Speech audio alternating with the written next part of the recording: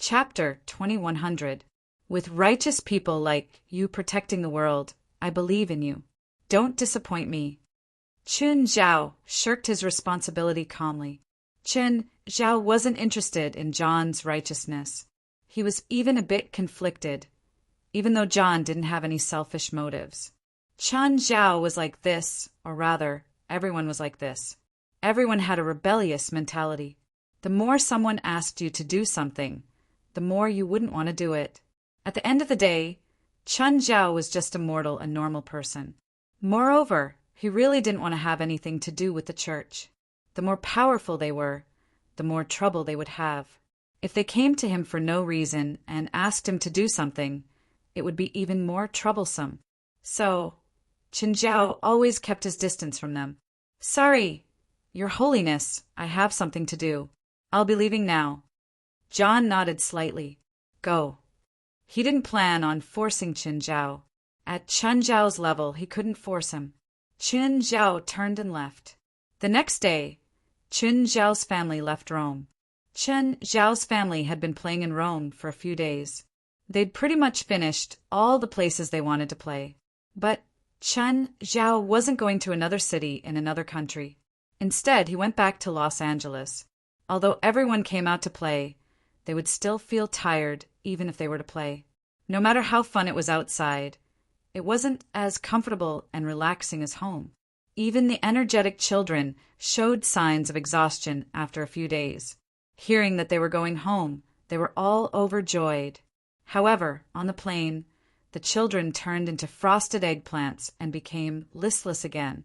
When the plane landed, the kids only recovered their energy. It was Xan Li's first time at Mirror Lake Manor. The first thing Chun Zhao did was pick a room with Xan Li. Xan Li, which room do you like? I'm fine with anything. You don't have to. After all, this is your bedroom. You'll be living in this bedroom for a long time, so you have to pick a bedroom you like. I'm fine with anything, Xan Li said again. No, Chun Zhao said firmly. Nothing is fine, Chun Zhao said firmly. Everyone has their own preferences and aesthetics, so don't make do. We don't have to make do either. Xan Li was helpless but also touched. After all, Chun Zhao treated her as his real family. Then I want the first room on the 3rd floor, the room where I can see the sunrise. What about the bedroom style? Do I need to change it?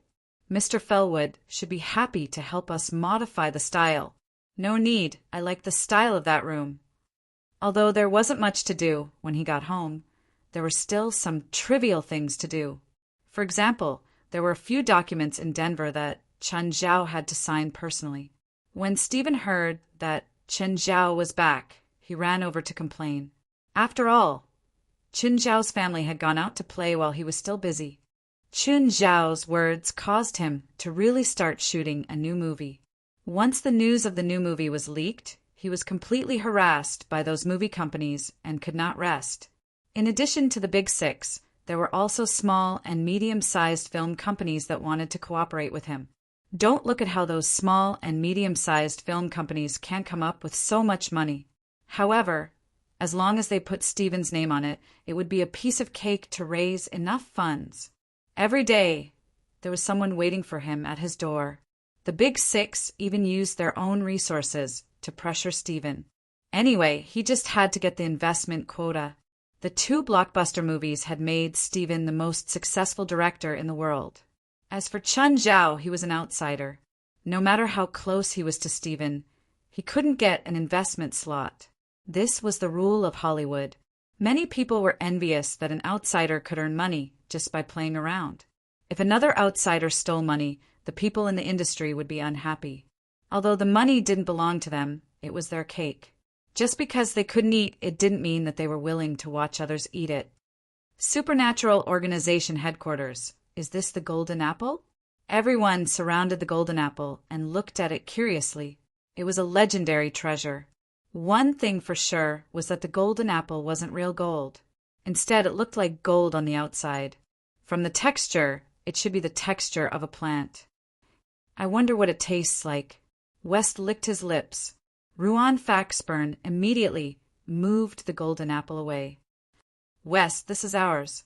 Don't mess around or I'll break your teeth. Stingy. West pursed his lips.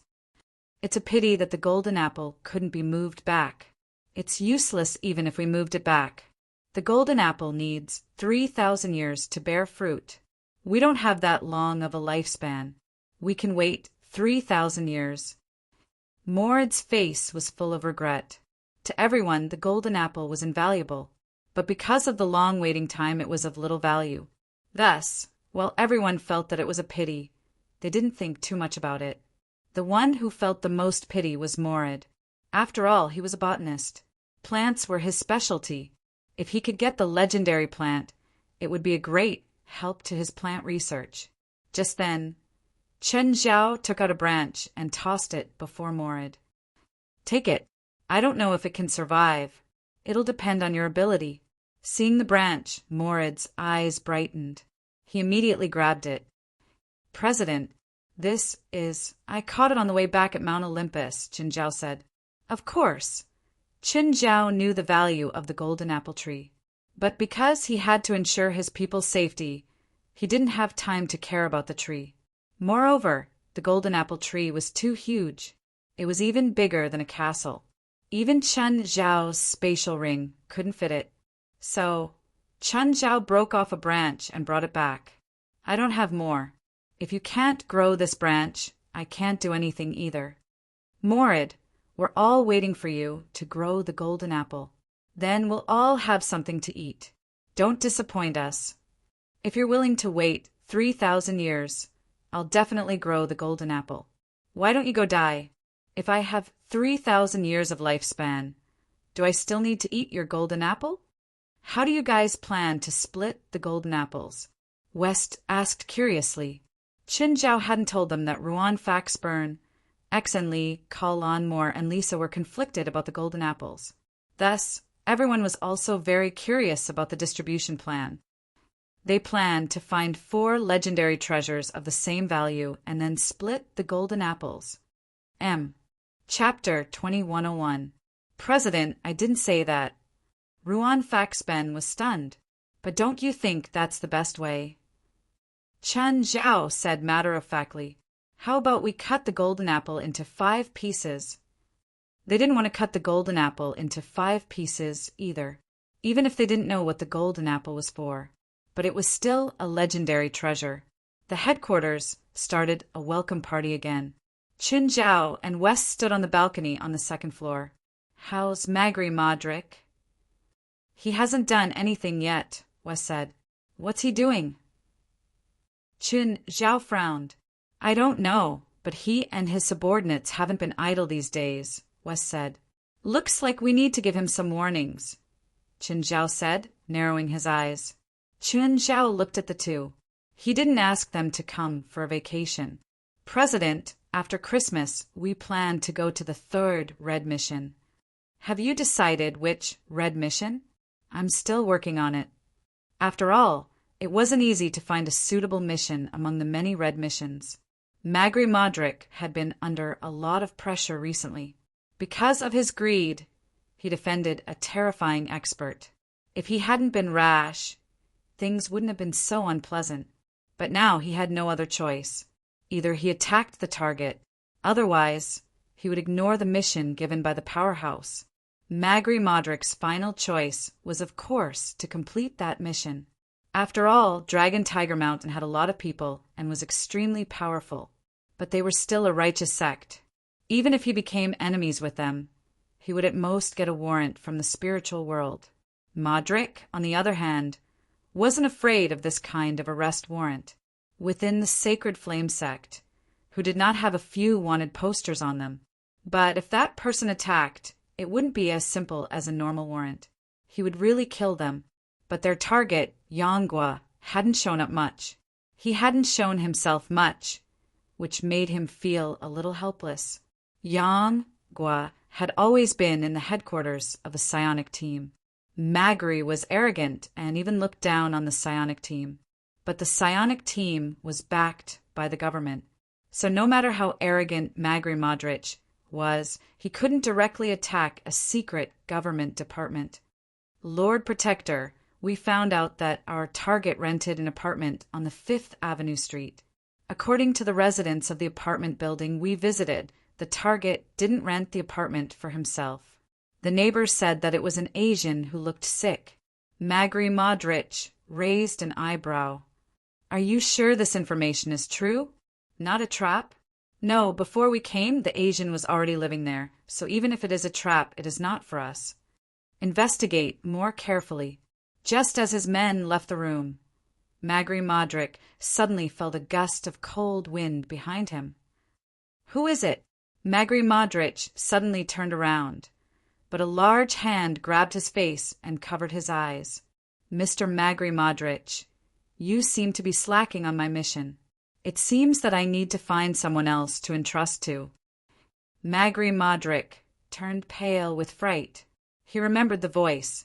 Of course, he remembered. The owner of this voice had given him nightmarish memories. Recently, he couldn't even sleep peacefully. He didn't even dare to turn off the lights. It was as if this person was observing him in the dark. Sir, I can explain.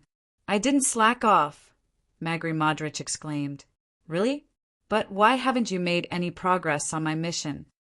Chen Zhao asked in a low voice. Do you think that stalling for time is effective on me?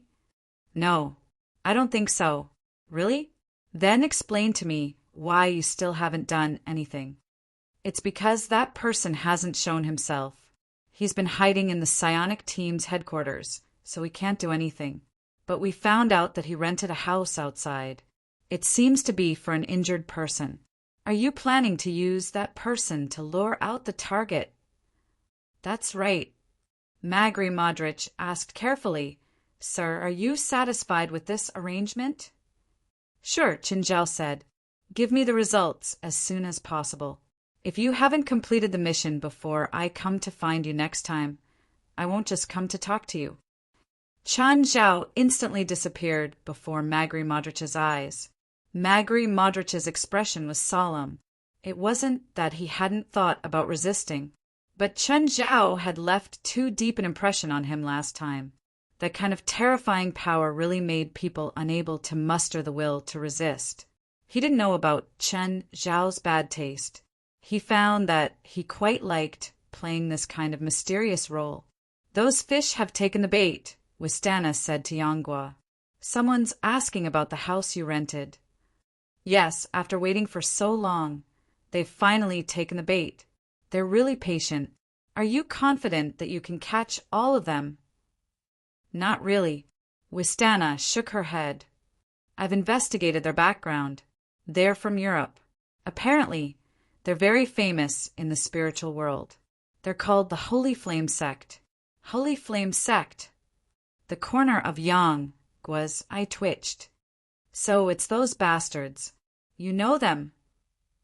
After all, Wistana could only be considered a marginal figure in the spiritual world. Her understanding of the world had only been obtained in the past half a year. This Holy Flame Sect is a place of evil in the spiritual world. They do all kinds of dirty things. Can we deal with them? If it's the full power of the Sacred Flame Sect, our psionic ability team is still slightly weak. However, it's impossible for them to come all the way here. Otherwise, the government would definitely be furious, Yanghua said. I reckon that they've accepted some mercenary mission to find trouble with me. Can we be ruthless? Wistana asked. If we can, Yanghua said. Of course, it's best if we can leave 1 or 2 alive. Won't they take revenge? Why would they? Plus, do you think the Celestial Masters sect behind me is afraid of them? Hearing Yangua's confident reply, Wistana heaved a sigh of relief. Right now, the psionic team was too weak. Everything had to be handled carefully. God King of the Nine Skies. Chapter 2102. To a psionic ability team, a mid-level religious organization like the Sacred Flame Sect was a colossus to them. Even now, Wistana was filled with respect for the spiritual world. Imagine being in North America, the region with the least amount of magic in the world. Yet organizations like Chen Zhao and the Supernatural Organization had appeared. If it was Europe where magic was at its peak, How powerful would they be? Actually, Wistana still didn't have a correct understanding of the spiritual world. She always felt that Chen Zhao wasn't a top spiritualist. Because this was North America, there couldn't be a top spiritualist. Just like soccer, no one felt that there was a Mr. Soccer in the soccer world. That was Wistana's mentality. Hey, Yang, you haven't contacted me for a few days. Chen Zhao called Yanghua. Chen Zhao's tone was deliberately casual, as if he didn't know the truth at all. Are you sure you need me to send you information? Even if it's meaningless information. Little Yang, don't you respect your own promises? Chen Zhao, you're the one who made things difficult for me first. Yang's tone was somewhat resentful. I made things difficult for you first? Don't forget, you were the one who started the bet, not me. You can't say that I made things difficult for you after you lost, right? That's not very kind of you. My promise is to do everything within my power and not violate my moral bottom line. However, your request has already touched my bottom line. Do I need to consider your bottom line when I bet with you? Do I need to check your hobbies? Chen Zhao rolled his eyes. Anyway, that's my attitude. You can order me, but you can't criticize me. Whatever. Since you're like this, our relationship ends here. Chen Zhao's tone suddenly turned cold. You don't need to give me any more information. You can do whatever you want, but traitors need to be punished. Chen Zhao, don't threaten me. Even if you don't tell me, I'll tell you anyway. With that, Yanghua hung up. Chen Zhao was unhappy, but he wouldn't do anything. No, in fact, he'd already done that. If Yanghua didn't have a good elder, Chen Zhao would have killed him long ago. Night. Chen Zhao stood before an apartment building. Chen Zhao subconsciously evaluated the rent of the apartment building. The rent here was quite expensive.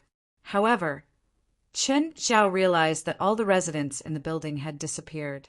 50 people had gathered on the 20th floor of the apartment building. Everyone was a spiritualist. There are also spiritualists lying in ambush on every level. There were more than 80 of them. This was a trap. Chen Zhao raised an eyebrow. It seemed that the psionic team wasn't useless after all. After all, with the government's intelligence resources, it wasn't strange for them to discover Magri Modric's actions. In addition, Wistana had recruited more than 80 people from the original team that only had a dozen people. It seemed that their strength had increased tremendously. Just then, Chen Zhao realized that Modric was already at the bottom of the apartment building. Chen Zhao picked up the phone and called Magri Modric. Magri Modric. Who are you? Modric looked at the unfamiliar caller ID. I am your employer. Sir, what can I do for you? Hearing that it was Chen Zhao, Modric's tone immediately changed. It's a trap. What do you mean? The apartment building you found is a trap. There are 50 spiritualists lying in ambush. What? Magri Modric was shocked. Then what should I do? Listen to my commands. Modric thought about it. He felt that since it was a trap, they should just retreat. There was no need to take the risk. However, Chen Zhao didn't want them to retreat. Modric didn't dare to say that either. Chen Zhao said into the phone, Management is on the 5th floor. There are surveillance cameras for the entire building. There's an enemy there. Send 2 people to climb up from the outer wall. The spiritualist in charge of surveillance isn't strong. It's not hard to deal with. Chen Zhao observed that there were many eyes floating around the spiritualist in charge of surveillance in the control room on the 5th floor. These eyes were looking at all the images. It could be seen that this spiritualist could receive all the images at the same time and process them with his brain. These eyes were also on every corridor on the 5th floor. Chen Zhao explained the situation on the 5th floor. There are no surveillance points in the ventilation ducts on the 5th floor. You can move through the ducts and enter the surveillance room directly. Modric was a bit surprised. How did Chen Zhao know the layout of the entire building? Even if he had spies in the psionic team, he should know so much, right? But Chen Zhao seemed to be the person in charge. He actually knew every single point clearly. This meant that Chen Zhao might be in the building. He also had super senses. This made Modric even more afraid to play any tricks. Chen Zhao also knew what Magri Modric had done in the past. For example, he wanted to start a fight between the supernatural organization and the psionic team. But he pretended not to know. Be it the supernatural organization or the psionic ability team, they all noticed Magri Modric's actions. Both sides tacitly pretended not to know about this matter. They didn't suspect him either. Of course, this was also because Modric's actions were too obvious and crude. He found someone to attack the psionic team and then left a mark of the supernatural organization at the scene. No one would fall for such a crude method. The psionic team and the supernatural organization were competitors, but such a simple method of provocation couldn't be used as evidence. The person in charge of surveillance on the 5th floor was ambushed, but he still sounded the alarm before he was attacked. "It's done," Qin Zhao said. "Their eyes have already been taken care of," but he sounded the alarm before he was attacked. "Now, 3 people are coming down in the elevator. Cut the elevator rope." Boom! After a huge sound, the elevator crashed down from the top floor. "Okay, have your people occupy the surveillance room," Qin Zhao said. "Also, activate the building's fire system. Fire could create chaos. Sometimes water could do the same, especially when Chen Zhao controlled the power of water. The delivery elevator is working. You don't need to climb up with your legs," Qin Zhao said. "Of course, if you think this is a warm-up before the battle, pretend I didn't say anything." Chapter 2103. Damn it. How did the Sacred Fire sect know so much about our setup? Wistana's face was filled with anger. She thought her setup was perfect. She had thought of every detail. Even her subordinates might not have known everything. However, the result made her both shocked and angry. All of her arrangements had lost their effect. Instead, the Sacred Fire sect used her setup to find loopholes. News came from outside that the psionic team had lost a few people. Although it was only a few people, it made their arrangement even more flawed. "Is there a mole among us?" Wistana asked with a serious expression. "Wistana, it's not a mole. Someone on the other side has super perception," Yonggwa said. Yonggwa said, "As long as it's within a certain range, almost no action can escape the enemy's eyes. At this time, we can no longer rely on our previous arrangements to win. We can only change our strategy at any time. This way, even if the enemy has super perception, they won't be able to react immediately. But what should we do?" Wistana was troubled. Blitz looked at Yonggwa. "Yang, can you temporarily take over command?" Yonggwa thought about it and nodded. "I'll try. Yang, I'm counting on you." "This started because of me. I'm responsible," Yonggwa said seriously. "First, the enemy activated the sprinkler system." "Is this to create chaos?" Blitz asked. "It could also be a spiritualist with water magic or water talent. It's best if we send a water or ice spiritualist to deal with it," Yonggwa said. "Why not the earth element? That should be able to restrain the enemy's water element. My grandmaster once said that in a disadvantageous situation, we don't need to turn defeat into victory. Instead, we need to ensure that we don't lose in every detail," Yonggwa said. They heard Yonggwa say that his grandmaster had said that. No one had any objections. In the water element's home field, even if it is restrained by the earth element, the power that the earth element can display in this building is still very limited. So, in the end, we might not be able to defeat the enemy's water element spiritualist.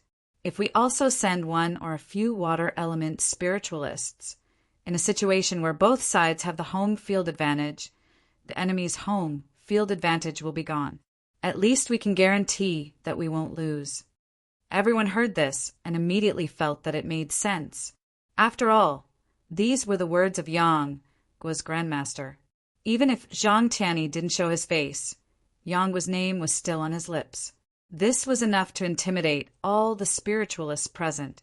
The other side doesn't have the advantage in numbers. Even if their average individual strength is stronger than ours, it doesn't mean that they will definitely win. Our advantage in numbers means that we have more flexibility in our arrangements. Huh? They actually gave up on the defensive formation and scattered all of their members. To Qin Zhao's surprise, the commander was now Yanggua. On top of that, his commands coincidentally restrained his advantage as a spectator. It had to be said that Yanggua's command was just right. The chaotic and collapsing situation was once again stabilized by Yanggua. Yanggua's commands were of a high standard. In a situation where they were completely unaware of the sacred flame sect's strength, they had actually managed to arrange everything so neatly. Moreover, Yanggua's arrangements were very flexible. After giving up the advantage of the terrain, he made full use of his familiarity with the terrain. When one of the front lines was in danger, the other front lines could provide support at any time. The smartest thing about Yanggua was that he didn't seek victory, but stability. As long as the situation was stabilized, the Sacred Flame sect would be helpless.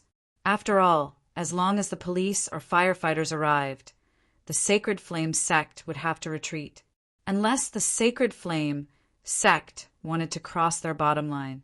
Qin Zhao was considering if he should attack in secret. He was confident that he could do some things for the Sacred Flame sect while hiding his identity. However, the risk of doing so was very high. Once his identity was exposed, it would mean that the supernatural organization would start a war. No matter how weak the psionic team was, they were still a subordinate department of the government.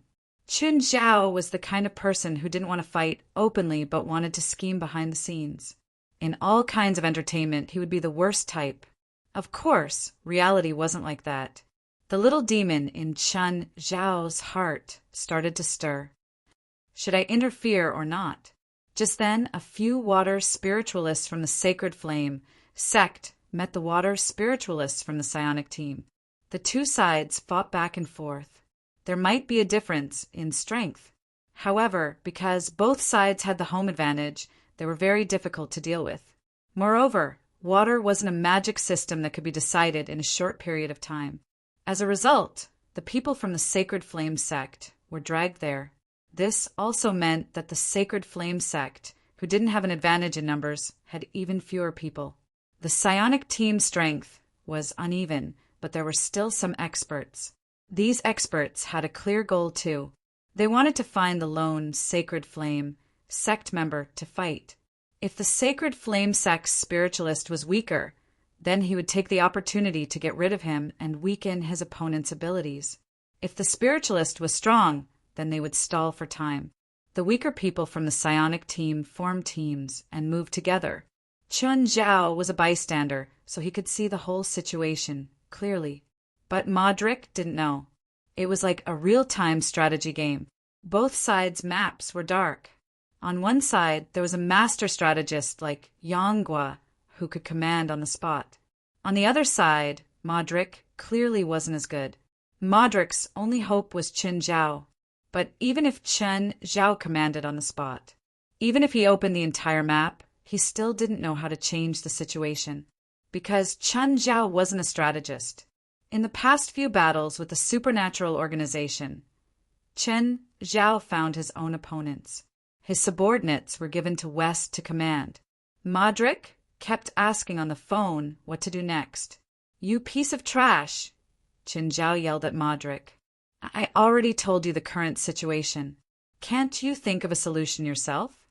"You piece of trash," Qin Zhao yelled at Magri Modric over the phone. "I already told you the current situation. Can't you think of a solution yourself?" Modric was depressed. "You piece of trash," he yelled at Modric. "I already told you the current situation. Can't you think of a solution yourself?" Magri Modric was very depressed. Weren't they having a good conversation just now? Why did they suddenly stop giving him orders? Chapter 2104. As expected, after Qin Zhao gave them some pointers, as expected, Magri Modric brought his men towards Wistana. However, such an obvious weakness, how could Yangwa, as a tactical expert, not take advantage of it? So Wistana was bait. When Magri Modric brought his men to Wistana's front, Wistana's eyes lit up. The spiritualists who were originally scattered around immediately surrounded him. Moreover, Wistana was always protected by a tank. This caused Modric and his men to be unable to capture Wistana in an instant. You are Magri Modric, the guardian of the Sacred Flame sect, the person in charge of Norway? Yangwa looked at Magri Modric. You should know who I am, so I won't introduce myself. Now, tell me who asked you to deal with me. You think I'll tell you? Magri sneered. Are you still going to put up a stubborn resistance? Yangwa smiled at Magri Modric. I don't need to fight you to the death. I just need to wait for the mortals to arrive. Are you trying to use ordinary people to threaten us? Of course not. That's our bottom line, but it's also your bottom line. If you fight us in front of a large number of ordinary people, you'll be the ones in trouble. So, this battle can only be said to be a draw. Just as Magri Modric had said, this was their common bottom line, a line that no one could cross. Yangwa was silent for a moment. He looked up at Magri Modric. You might not be able to buy that much time. Why? Do you think you can deal with us in such a short time? We can't do it. Then how did you make it so that I couldn't buy that much time? Because the place you are in right now is my senior brother's bedroom. He doesn't like people disturbing him, Yangwa said. Senior. Magri Modric suddenly had a bad feeling. Then a terrifying pressure came from behind him. Modric turned his head abruptly and saw an Asian man standing behind him. The Asian was staring at Magri Modric with a cold gaze. It was none other than Yi Fengmiao, whom Qin Zhao had defeated earlier. After being defeated, Yi Fengmiao's strength increased by leaps and bounds. Right now, Yi Fengmiao was truly the number one of his generation. Previously, he had already caused some seniors to be unable to match him. Right now, he could make most of the old seniors feel helpless. When Magri Modric sensed the terrifying aura from Yi Fengmiao, he even thought of the person who brought him terrifying memories. Go. Retreat. Magri Modric made a prompt decision, but Yi Fengmiao simply raised her hand and made a grabbing motion. Immortal binding rope. In an instant, Magri Modric and a dozen of his men were immediately restrained. It was too fast, so fast that it was suffocating. Magri Modric was definitely not a weakling. There was no lack of experts among his subordinates, but he couldn't even block a single attack from Yi Fengmiao. Wistana and the psionic team members at the scene all sucked in a cold breath. Too strong. This man called Yi Fengmiao was simply too strong. Wistana looked at Yi Fengmiao. If he joined the psionic team, he wondered if he could fight against Qin Zhao. Wistana finally felt the possibility of defeating Qin Zhao from Yi Fengmiao. Even if Yi Fengmiao alone wasn't enough, the psionic team might be enough. Yang, take them away. Also, find someone to help me fix this place tomorrow. Got it. Yang shrugged. To be honest, Yi Fengmiao's advancement was too terrifying. If it were him just now, he definitely wouldn't be any better than Magri Modric. This was the difference in levels. Any schemes would be meaningless. Mr. Yi, thank you for your help, Wistana said respectfully. You're welcome. Yang is my junior. He's also taking care of me in LA these days. I can do what I can. Yang sensed Wistana's intentions and immediately said, Wistana, let's take them back first. Yang clearly didn't want Yi Fengmiao to participate in this messy situation. Right now, Magri Modric's face was ashen. He didn't think that he would be defeated in a magical desert like North America, but he also felt that it was natural. After all, the people who captured him were from the Eastern Dragon Tiger Mountain Celestial Masters sect. That was a top-notch sect and inheritance with a long history. Therefore, it was natural that their disciples were strong. The only thing that they couldn't accept was the fact that they had lost instantly. Yi Fengmiao gave him a very similar feeling to that person, that faintly discernible oppressive aura, as well as an unimaginable power. They weren't enemies that could win with numbers. Magri Modric couldn't imagine what kind of power was needed to defeat him. There were still many monsters in the world that made him tremble. For example, the ridiculously strong supernatural organization. There were enemies in that organization that he couldn't do anything about. Now, there were a few more. Bring them all back to the headquarters, Yanghua said. Chen Zhao was very helpless. When he saw Yi Fengmiao attack, he couldn't do anything anymore. He didn't care about Yi Fengmiao's power, but if he attacked, Yi Fengmiao wasn't weak either. He could definitely recognize his power.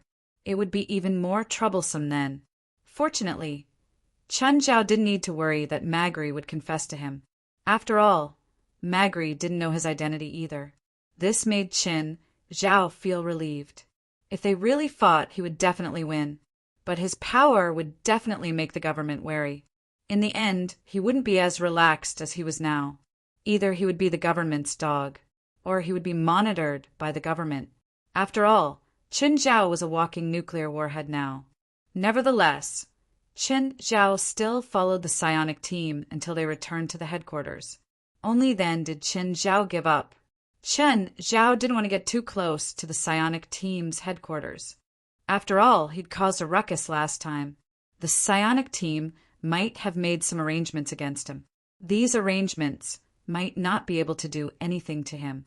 However, Chen Zhao might be exposed. Chen Zhao started to regret asking Magri Modric. At the same time, he felt that he'd made a strategic mistake. He'd underestimated the psionic team and Yang's abilities. Of course, there was no point in regretting now. Just then, Chen Zhao received an unfamiliar call. Subconsciously, he felt that it was Wistana calling to test him. Chapter 2105. Hello, who is it?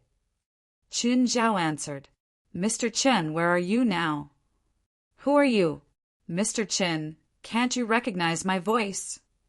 Miss Wistana? Chen Zhao asked, knowing the answer. Mr. Chen, do you know that we caught people from the Holy Fire sect? Oh. Chen Zhao's answer was still flat. Mr. Chen, you don't seem surprised at all. You know that the Holy Fire sect is in LA? Do you think I can't know or shouldn't know? Do you think that the supernatural organization's intelligence is inferior to yours? Mr. Chen, I'll get straight to the point. The people we caught said that the supernatural organization hired them. Oh, I see. I'll go to your headquarters now. If you want to confront me, I'll be happy to stand in front of the judge. Wistana wasn't really confident. Although Magri claimed that the supernatural organization hired them, she wasn't sure if Magri was trying to get away. But she wasn't sure if Magri Modric was purposely accusing the supernatural organization in order to escape. Wistana thought that she was in the right, so she wasn't afraid to confront Chen Zhao. She thought that she was in the right, so she wasn't afraid to confront Chen Zhao. Even if it was proven that Chen Zhao and the supernatural organization had nothing to do with it, it had nothing to do with them. Chen Zhao didn't know what Magri Modric had said. However, he definitely couldn't back down now. Chen Zhao went home and drove a car to the headquarters of the psionic team. Many people in the team glared at Chen Zhao.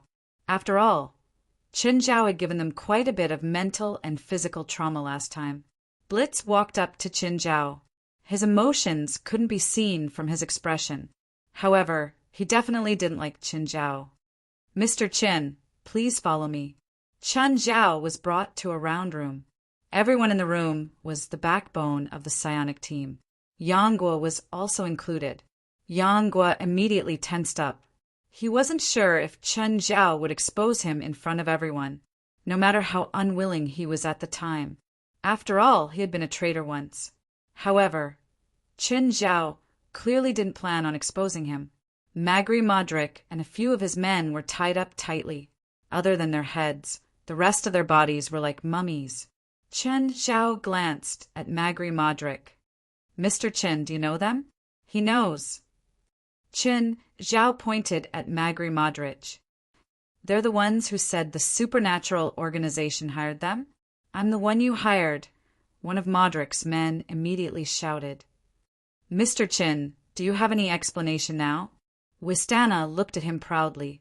Qin Zhao ignored Wistana's question and walked up to the Holy Fire sect disciple. You said I hired you, right? Chen Zhao realized that they didn't recognize him at all. They just wanted to bite. That's right, I remember you. It's you? Hiss! Qin Zhao stretched out his hand and tore the disciple in half. What are you doing? Everyone cried out in alarm and got into a fighting stance. Mr. Qin, you better give me a clear explanation. Otherwise, I can only assume that you're trying to silence me. Chen Zhao didn't care about the attitude of the people around him.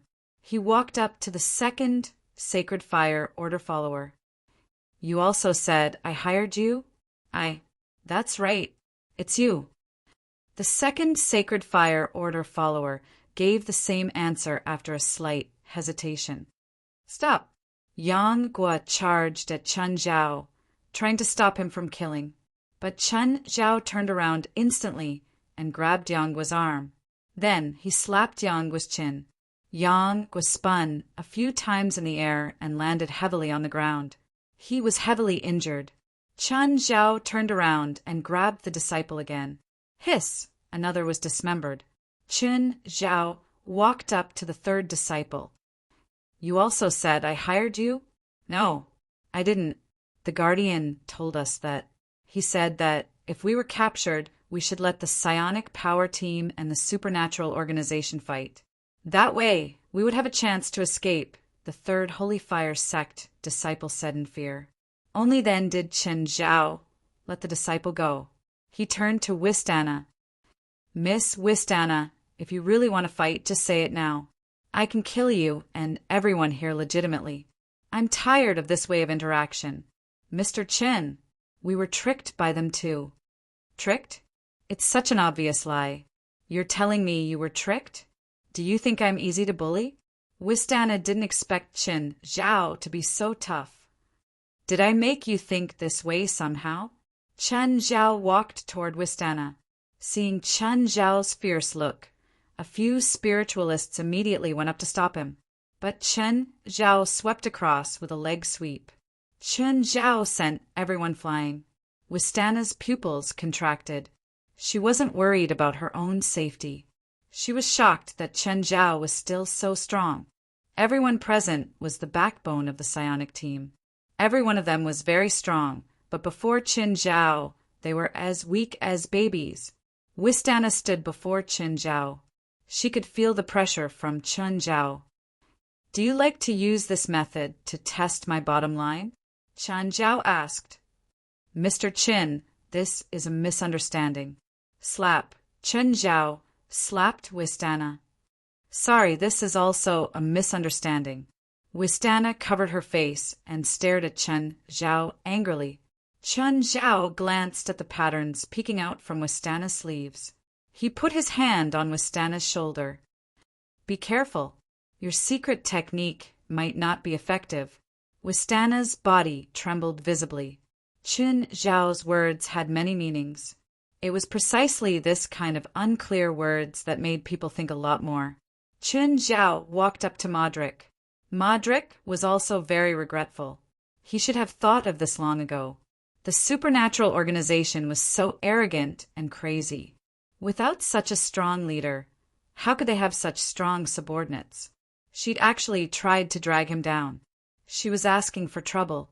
You're the one who wants to drag me down with such a childish lie. Chen Zhao looked down at Magri Modric condescendingly. Sir, I'm sorry. No need to apologize. I don't accept apologies. Chen Zhao suddenly grabbed Magri's neck. No one could stop Chen Zhao's violent actions. Stop Chen Zhao from silencing them. Chapter 2106. Just like that, Chen Zhao killed them in front of everyone. No one could stop him. Chen Zhao acted as if he'd done something insignificant. He did it so casually. The psionic team members along the way didn't stop Qin Zhao. After joining, they'd all heard that Qin Zhao was a fierce person. The second batch was clearly not as strong as the first. They knew how strong the previous members were. Even the previous members had been taught a lesson by Qin Zhao. They didn't think they could fight against Qin Zhao. Qin Zhao strolled away as if there was no one around him. Qin Zhao didn't expect them to have no suspicions. In fact, no matter what decision or action Qin Zhao made, they would be suspicious. Even if Qin Zhao kept Magri Modric, wouldn't they be suspicious? That was impossible, since they were enemies. Even if Qin Zhao didn't do anything, they would think that he was guilty. Rather than that, he might as well do whatever he wanted. The next day, Qin Zhao received an unexpected call. It was from Lei Ong. Mr. Qin, come to the headquarters of the Anti-Terrorism Security Department. Qin Zhao frowned. He really wasn't familiar with Lei Ong. They weren't even friends. As the former head of the Anti-Terrorism Security Department, Qin Zhao and Lei Ong had a conflict before. However, after Lei Ong left his post and was promoted, their relationship miraculously improved. Although Qin Zhao didn't have direct contact with Lei Ong, they still had some business cooperation. Everyone's identity and status were different, so they had different ways of thinking. Lei Ong was the best example of this. As the famous saying went, there were no eternal friends in the world, only eternal interests. Of course, Qin Zhao and Lei Ong weren't friends, but that didn't stop them from being allies. Lei Ong used his position to provide Qin Zhao with a lot of useful information. However, Qin Zhao didn't understand why Lei Ong called him to the Anti-Terrorism Security Department. To make peace with Mansari? He should be very clear that this was simply impossible. Because, to put it bluntly, it was a power struggle between them. Mansari wanted to control the supernatural organization and Qin Zhao. Qin Zhao obviously wanted the department to be independent. The two had irreconcilable conflicts. Unless Mansari could advance in a short time like Lei Ong otherwise, they would never be able to resolve their conflict peacefully. Therefore, there was no point in trying to make peace. Qin Zhao wouldn't back down, even if it was Lei Ang's request. Furthermore, Lei Ong wasn't shameless enough to force him to back down. However, he still had to give them permission to go to the Anti-Terrorism Department. Lei Ong had given him face. Whether Lei Ong would give him face or not depended on Lei Ang's thoughts. If Lei Ong thought that he could control Qin Zhao after being promoted, Qin Zhao didn't mind teaching him a lesson. Qin Zhao went to the Anti-Terrorism Security Department. Most of the people here were strangers. It was obvious that Mansari had cleaned up the place after he took over. He even helped his own people get promoted. The current Anti-Terrorism Security Department had already undergone a major change. Qin Zhao walked past the office area and knocked on an office door. "Come in." He heard Lei Ang's voice. When Qin Zhao pushed the door open, he saw Leon and Mansari sitting inside. But because of where they were sitting, Qin Zhao didn't plan to continue. Qin Zhao stood there with his hands behind his back. "Mr. Qin, aren't you going to sit?" Mansari smiled. He'd purposely arranged this seat. Lei Ong was his superior in name. Although he wasn't directly in charge, he still couldn't offend him. His seat was similar to Lei Ang's. They were both slightly higher than the third seat. The remaining seat was naturally for Qin Zhao, who'd arrived last. Even if it was just a small trick, Mansari would still feel happy. This kind of behavior seems very childish. But it was also Mansari's test for Qin Zhao. Lei Ong was Mansari's superior in name. Mansari was also Qin Zhao's superior in name. However, Mansari clearly didn't want an uncontrollable subordinate like Qin Zhao. That was why their conflict was so intense. Qin Zhao glanced at Mansari casually. Then he stood there, not planning to sit down. "Mr. Leon, if you're here to make peace with us, then forget about it. I think you should understand where our conflict comes from. I'm not here to mediate. I'm not interested in your relationship. But I hope you can cooperate sincerely this time. I also think we should be more sincere, Mansari said. Both sides should show their sincerity. Chun Zhao stood there and didn't speak. He watched the two put on a show. Mansari and Leong both felt embarrassed. Only then did they stop. Chin, we've already found out that there's a huge threat in the Bermuda Triangle. It's a legendary demon. There's a large number of demons there. This isn't just a problem of the ocean. It's a problem of the entire country. So I hope you can let go of your prejudice. I think Minister Mansari doesn't need me. He's formed his own team and it's quite strong. With his team, he probably won't need the supernatural organization. Chen, I know about Mansari's team. They're not strong. They can only handle small things at most. Big things like this still need the supernatural organization. Of course, it can also be two teams working together, Mansari added. I think they can create different sparks when they work together. I'm not interested. Qin Zhao rejected without hesitation. Why? Mansari asked sarcastically. Are you afraid that the supernatural organization will be overshadowed by a new psionic team?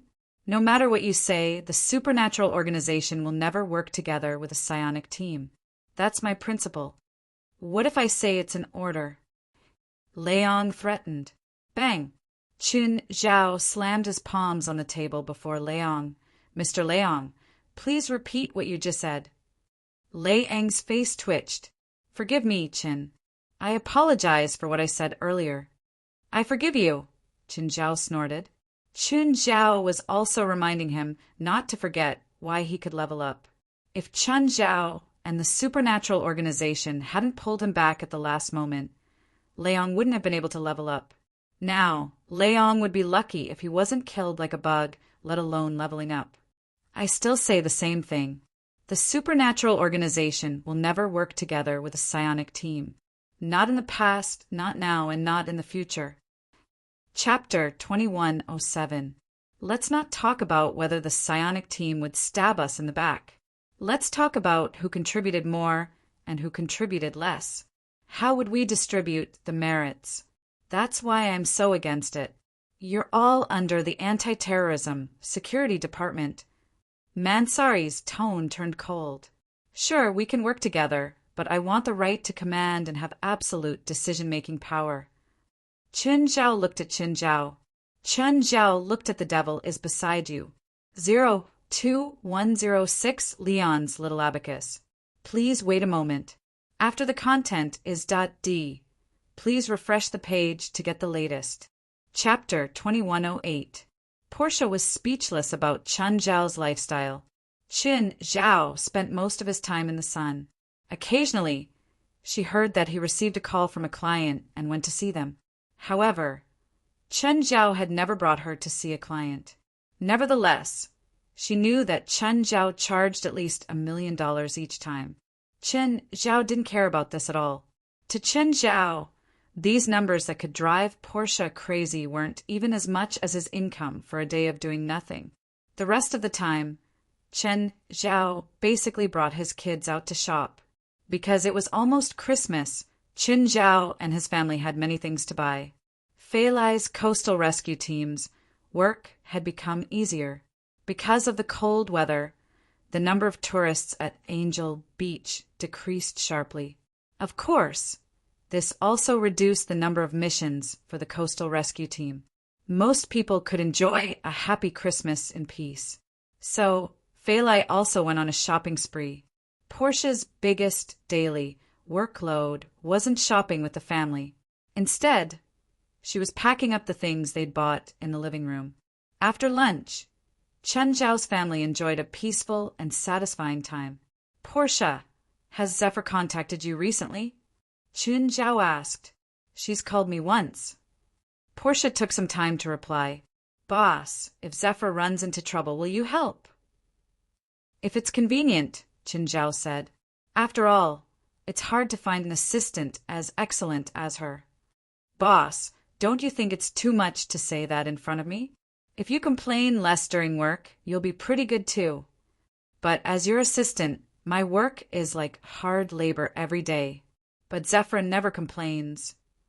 She's an assassin. She might be thinking about how to kill you. Portia didn't mind making fun of Zephyr's past identity at all. Chun Zhao rolled his eyes. Zephyr's past career was much more noble than an assassin's. It could even be said that she maintained world peace. Zephyr was cold on the outside but warm on the inside. On the surface, she kept everyone at arm's length, including Chun Zhao. She was only slightly nicer to Portia, but in reality, Zephyr was a person filled with a sense of justice. Moreover, Zephyr was very attentive. She had a completely different personality from the bulky Portia. Of course, this was also related to Fervera's past career. As a dragon slayer, if one was not careful and patient enough, the success or failure of an operation would not be the only thing that mattered. At the same time, he could also put himself and his teammates in danger. The knocks on the door woke Morocco Bick up. He had been on the run for a month. Ever since he was released, he had been constantly being hunted down. He didn't know who was chasing after him. However, he was very clear about one thing. If he was caught, he would be dead. Morocco Bick immediately escaped from the back door of the room. He's in the motel room. This was also where Morocco Piccolo stayed most of the time. But just as he walked out of the back door, he heard footsteps. Morocco Piccolo didn't even think as he charged into the dense forest behind him. Morocco Bick turned around and looked at the people behind him. It was obvious that these people were members of a gang. At that moment, Morocco Bick suddenly started to miss his life in prison. However, he suddenly thought of what happened in Los Angeles's 7th prison and suddenly lost his thoughts. Recently, horrible things have been happening in 7th prison. Morocco Bick didn't know who was chasing after him. He had offended too many people outside. Just like that, Morocco Bick ran for his life with his chaotic thoughts. But he was too tired. He didn't eat anything today. Yesterday, he went to a Burger King and only ate a leftover burger. This was the daily life of a desperate man like him. He couldn't even compare to a homeless person. Really, a desperate man wasn't the kind of person who could go around freely like in the movies. Most of the desperate men were in a precarious situation and lived in constant fear. Most of the time, they didn't even dare to go under the sun. And Morocco Bick didn't just eat little, he didn't even have time to sleep. In the past week, he didn't sleep more than 12 hours. In other words, on average, he slept less than 2 hours a day. Morocco Bick's stamina started to run out. The footsteps behind him were getting closer and closer, but Morocco Bick's consciousness was getting blurry. Finally, Morocco Bick felt a strong and powerful body pushing him to the ground. It was a bearded man who was even bigger than him. Then Morocco Bick fainted. When he opened his eyes again, he found himself lying on the cold and wet floor. The room was a bit empty. There was only one table, and a big bald man was sitting in front of it, wolfing down food. Morocco Bick recognized the man. The underground king of L.A., King Morgary of the Wild Boar. Morocco Bick had seen Morgary before, but Morgary had never seen him before. Morocco Bick knew very well that he had no contact with King Morgary of the Wild Boar, so he didn't understand why he had been captured by this man. Morgary stuffed a 3-layered beef burger into his mouth, chewed a few times and swallowed. Then he stood up and walked to Morocco Bick. "Damn bastard! Do you know how much manpower I spent to catch you? How much time I wasted? You made me, the underground king of L.A., lose face. I actually used 23 days to catch you." Morocco Bick was so scared that he moved to the corner. "Mr. Morgary, I didn't offend you. I was asked by someone to do it. I promised my friend that I would let him see you in 3 days, but he came back from a trip abroad, and he still hasn't seen you. You've made my promise worthless," Morgary said angrily. Morocco Bick started to worry again. Who wanted to capture him? At this moment, the door to the room opened, and a figure walked in. Morocco Bick's terrified emotions suddenly calmed down. "Why is it him?" "Chun Zhao," his former cellmate. Chun Zhao's arrival caused Morgary to go up and give him a warm hug. Chun Zhao and Morgary almost never contacted each other. Chun Zhao and Morguri would only send each other a message during holidays. In Morguri's heart, Chun Zhao was the person he trusted the most, perhaps the only person he could trust. He also kept a good distance. They were both silently watching each other's growth and personal development. Morguri, next time, greet me differently. Chapter 2109. Chin. No, Mr. Chin, it's me, Morocco Piccolo. Do you remember me? It's me. Chun Zhao turned his head to look at Morocco Piccolo. I remember. How could I not remember? I remember people who owe me money, very clearly. I paid your bail before, and I said that it's not money for you. It's a loan. You have to pay me back. But it's been so long and you haven't paid me back. You even went to jail during your bail period, so the bail was confiscated. Morocco Piccolo's eyes were wide open. Morocco Piccolo's face was full of awkwardness. Chen, leave it to me. Morguri walked up to Morocco Piccolo. Do you want to feed the sharks or the crocodiles? Morguri wasn't someone who only knew how to fight and kill. He'd experienced the ups and downs of life. So his life experience had given him the wisdom to deal with all kinds of things. Chun Zhao clearly didn't plan to really kill Morocco Piccolo. However, threats were clearly very effective against people like Morocco Piccolo. Criminals like Morocco Piccolo were very dangerous. On the one hand, they were constantly on the edge of courting death, constantly testing the waters. On the other hand, they were also filled with fear of death. Chun Zhao didn't have to reason with them or talk about morality. He just had to ask them if they wanted to live or die. This was more effective than other methods. Boss Morguri. Morocco Piccolo said fearfully, I just owe you a little money. It's not just a little, Chun Zhao said. $50,000 isn't a small amount for anyone. I'll think of a way. I'll definitely pay you back. Then how do you plan to pay me back? Is it just a verbal promise? Chun Zhao asked, unconcerned. No. I have a way. I can definitely pay you back. A smile appeared on Chun Zhao's face. How many people have you made this promise to? How about this? My request isn't that high. Help me, and I'll forget about the money. Morocco Piccolo's heart jumped. I understand. Mr. Chin, who do you want me to kill? Or help you transport goods? Chun Zhao's face darkened. I don't need you to do that. Mr. Chin, don't worry. I understand. Even if I get caught, I won't betray you, Morocco Piccolo said, acting smart.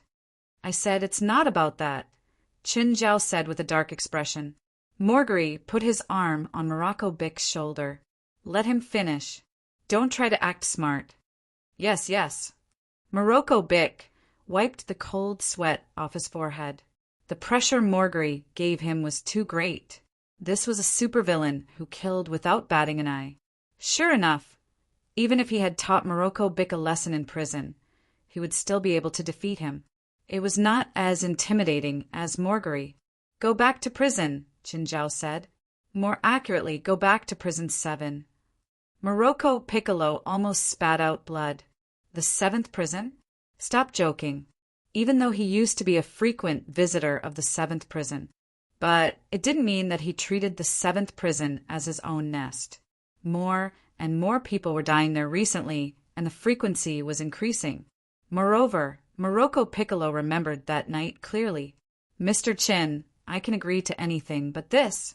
I don't want to go back there, even if I die. You know what's there, the White Nightmare. That's the White Nightmare. Morocco Piccolo remembered it very clearly. If Chun Zhao wasn't there that night, he'd be dead for sure. Morguri didn't know what was wrong with the 7th prison. If Chun Zhao wanted, he could arrange for someone to go in. Of course, since Chun Zhao wanted Morocco Piccolo to go in, he had to go. Even if he didn't want to, he had to go. Morguri, give me some alone time with him. Okay, call me if you need anything. Morguri turned and left quickly. The moment Morguri left, Chun Zhao suddenly grabbed Morocco Piccolo's neck. I'm not asking for your opinion. I'm ordering you. A wave of dark lava appeared behind Chun Zhao. If you refuse my request, then you can go to hell right now." Instantly, Morocco Piccolo felt fear he'd never felt before. It was a shock from both his body and mind. He knew that Chen Zhao wasn't an ordinary person. After all, Chen Zhao had chased the white nightmare away with his bare hands last time. Now, he finally saw Chen Zhao's true terror. "Who do you think is scarier, me or the seventh prison?" An evil smile appeared on Chen Zhao's face. I'll go, very good." Suddenly, Chen Zhao put away that creepy smile and the dark lava. Morocco Piccolo almost thought that spring had come. Chen Zhao put Morocco Piccolo down and patted his shoulder. "Don't worry, I'll protect you. The warden of that prison is my friend. You'll enjoy 5-star treatment there." Morocco Piccolo wanted to cry. Even 10-star treatment was useless in that damn place. Of course, compared to the terror Chen Zhao had shown just now, that place didn't seem that scary anymore. Chen Zhao took out a bottle. It was filled with a thick and turbid liquid. Morocco Piccolo felt his hair stand on end just by looking at it. He didn't know what was in it. "If you encounter danger, drink this. It can temporarily give you some inhuman power." Chen Zhao didn't tell him about the side effects. If Morocco Piccolo was a good person, Chen Zhao didn't mind giving him some benefits. For example, strengthening potions. But Morocco Piccolo wasn't a good person. In fact, he was an extremely evil person. All the bad habits of humans could be found in him. If he obtained inhuman power, who knew what crimes he would commit? So, it was best to give him this. It was the crazy corpsedemon's saliva that Chen Zhao had hellies concoct. Anyway, its origin was disgusting. After people took it, they could obtain great power in a short time. But the side effect was that they would have to lie in bed for a month. "Can I not take it?" Morocco Piccolo wasn't blind. How could he not see how terrifying and supernatural this thing was? It definitely wasn't some nectar. "If you're not afraid of being pressed to the bed like last time when you encounter the white nightmare, I don't mind. But I can't bring it in." "You don't have to worry about that. I'll think of something." 9 Heavens, Divine Emperor. Chapter 2110. After Chen Zhao let Morocco Bic go, Morgari walked in. "Chen, we're done." "Yes, we're done." Chen Zhao nodded. "Should we send someone to follow him?" "No. Since we found him this time, he can't run anymore." Chen Zhao was rather confident about this. "You're not looking for him just for the tens of thousands of dollars, right?"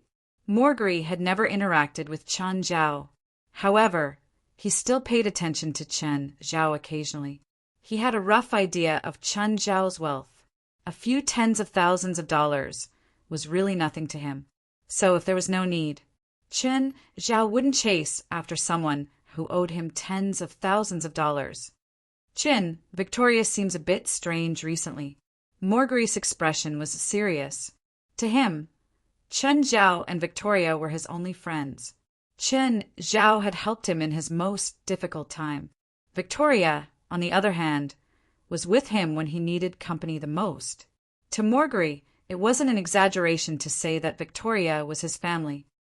Strange? What happened to Victoria? Some time ago, a foreign gang came to fight with me for territory. I don't know how they found out about my feelings for Victoria, but they wanted to kill Victoria to attack me. In the end, all the gunmen sent by the gang were killed by Victoria. Chen Zhao thought for a moment. Victoria's body is huge. She's about the same size as Princess. Princess has killed people before too. Victoria killing a few people isn't something you should be so surprised about. You haven't seen the scene. She tore down my house. Are you worried about your house? What do you think? Okay, take me to see Victoria, Chen Zhao said. Morgari brought Chen Zhao to his house. As a gang leader, Morgari's house was very remote. Almost no one knew where he lived. Of course, it wasn't a secret to Chen Zhao. When Chen Zhao and Morgari got out of the car, Victoria charged over happily. Morgari turned and left in fear.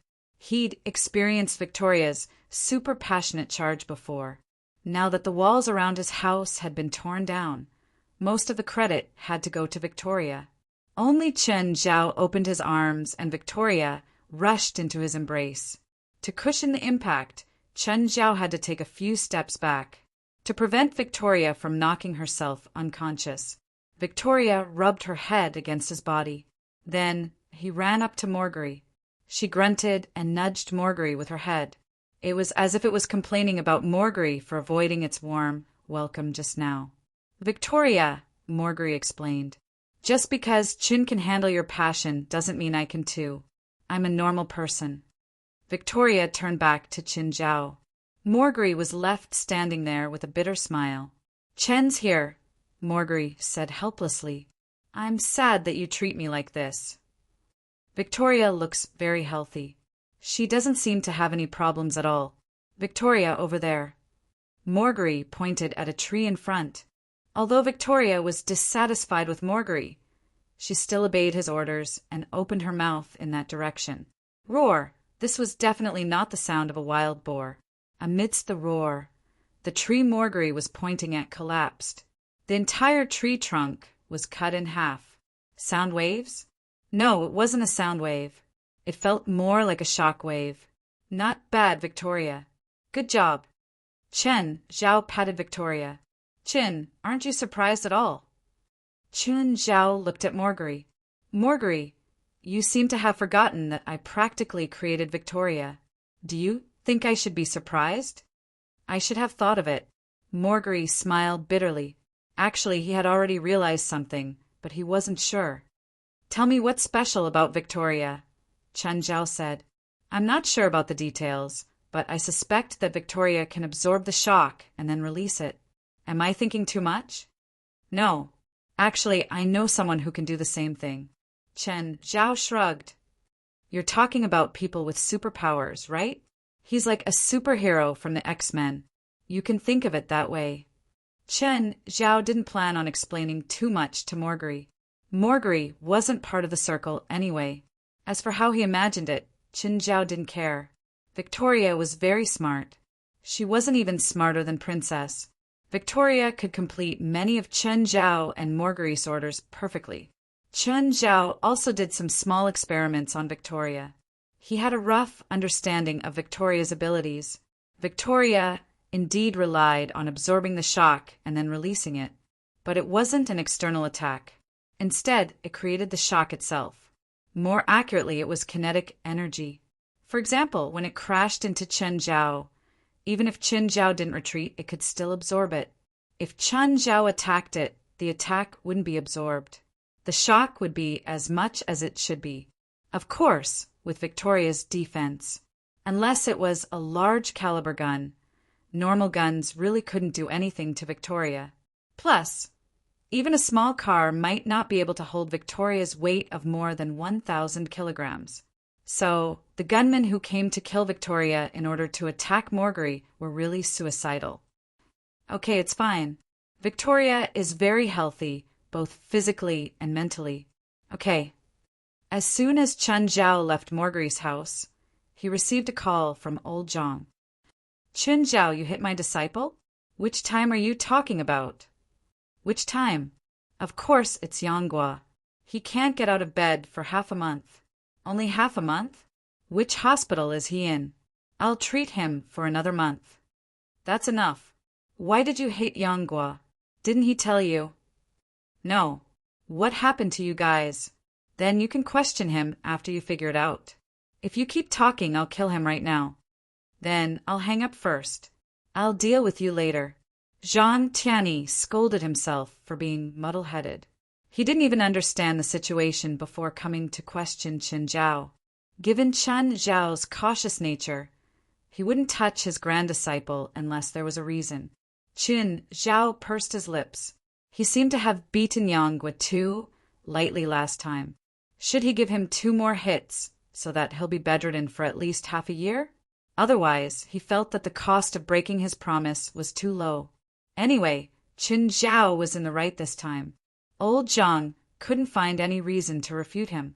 But Yanghua seemed to be in the psionic team's headquarters right now. If Chen Zhao rashly went in. He wouldn't have any reputation. Chapter 2111. On the way home, Chen Zhao received another call. Hey, West, what's up? President, the psionic team is recruiting again. As expected of the Anti-Terrorism Security Department, they have a lot of funds. Paying a spiritualist a higher salary than an ordinary person wasn't enough to raise them. Spiritualists needed training, nutrition, and mana replenishment. The money they needed was much more than a professional athlete's daily expenses. There were also some special types of spiritualists, such as alchemists and mechanical spiritualists.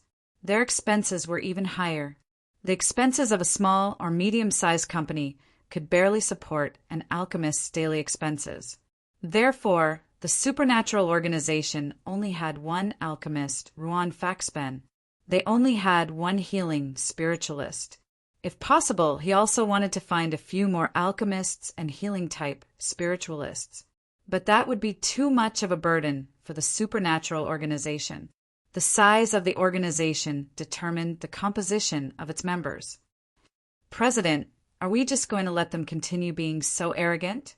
Sooner or later, they'll naively think that they're strong enough to challenge us and start a war with us. The people of the supernatural organization were naturally stronger than regular spiritualists. But the structure of the organization was a bit special. Most of them had their own families.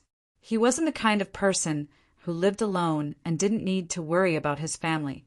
So, if a real war broke out, the supernatural organization would lose, because this could affect their original family. So, both Chen Zhao and West were actually avoiding a real war. Chen Zhao had shown all the power in front of the psionic team. Wasn't he showing off his power to them? It made them think more carefully when making a choice. Chen Zhao thought for a moment and said, "They're probably preparing to attack the Bermuda Demon Lair. In this operation, they'll probably use up all the people they recruited. They recruited quite a lot of people this time. What's your plan? Are you going to cause trouble for them?" "That's too crude," West said. "It's not suitable." "What's your plan?" "We'll observe and see if there are any good seeds that we can rope into the supernatural organization." "Do you think we don't have enough people?" "It's not that we don't have enough people, but for the next Scarlet mission, we plan to challenge some difficult missions, so I'm afraid we won't be able to do it with our current manpower." "Then can I help a little?" "Don't. Please don't, guild leader. If you interfere again, I'll really get angry."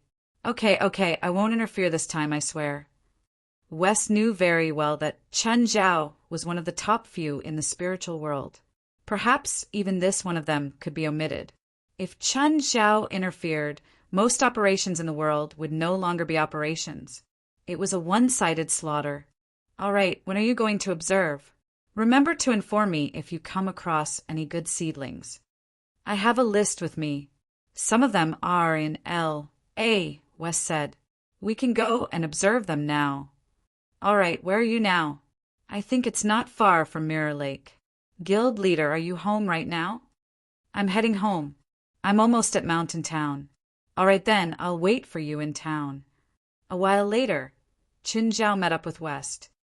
"Where are we now? Is it in town?" "No, in the neighboring town," West said. The person they were going to find was currently living in Anderstown. They were less than 15 kilometers away from Mountain Town. Chen Zhao looked at the information West had given him. Target: Lindsay Beyonce, 25 years old, female, unemployed, with a bad personality. She'd been sent to the juvenile detention center for stealing in school. She'd arrived in L.A. less than 5 days ago. She was currently living at her uncle's house in Anderstown. "What magic does this woman use?" Chen Zhao asked. "Not sure yet, but there are records of her using magic twice. One was to rob a bank, and the other was to protect her family." Chen Zhao and West arrived at Anderstown. Anderstown was much more desolate than Mountain Town. The two towns were about the same size, but Anderstown wasn't as lively as Mountain Town. After all, Mountain Town had Mountain Beer's production line. It created thousands of direct jobs in Mountain Town. There were also countless indirect business chains. But Anderstown didn't have a company like Mountain Beer. So, most people here worked outside. The conditions were much worse. Chun Zhao and West arrived at Anderstown, which was rather eye-catching. Especially Chun Zhao's car. It was too eye-catching. Chun Zhao parked the car by the road and walked into a fast food restaurant. When the boss of the cashier saw Chun Zhao and West, he was stunned. But soon, the boss sprinted out of the cashier and came before Chun Zhao and West. "Mr. Chun, hello. Welcome." Chun Zhao looked at the boss in surprise. "Hi, do we know each other?" "Hello, my daughter works at Dashin Brewery, so I've had the honor of meeting you. How may I be of service?" "Nothing," Chun Zhao said. "My friend and I want to eat something. Can you bring some food over?" Mountain Beer and the Mountain Town government had an agreement to give priority to mountain residents. However, this priority was under the same conditions. It didn't have to be mountain residents. So, the residents of the surrounding towns still had the chance to work in Mountain Town. "Okay, one moment, please." The boss of the fast food restaurant ran to the backstage quickly. Soon, a woman in a midriff-bearing top and shorts walked out with a plate. "Here's what you ordered. Enjoy." The woman casually tossed the plate on the table and turned to leave. "Beyoncé, be careful. That's Mr. Chin. He's very rich." Both Chun Zhao and West could hear the argument between the boss and the woman backstage. "So what? What does it have to do with me? No matter how rich he is, it has nothing to do with you. Your sister Nicole works at his brewery. Do you want to make her lose her job? If he dares to make Nicole lose her job, I'll kill him. You'd better behave yourself.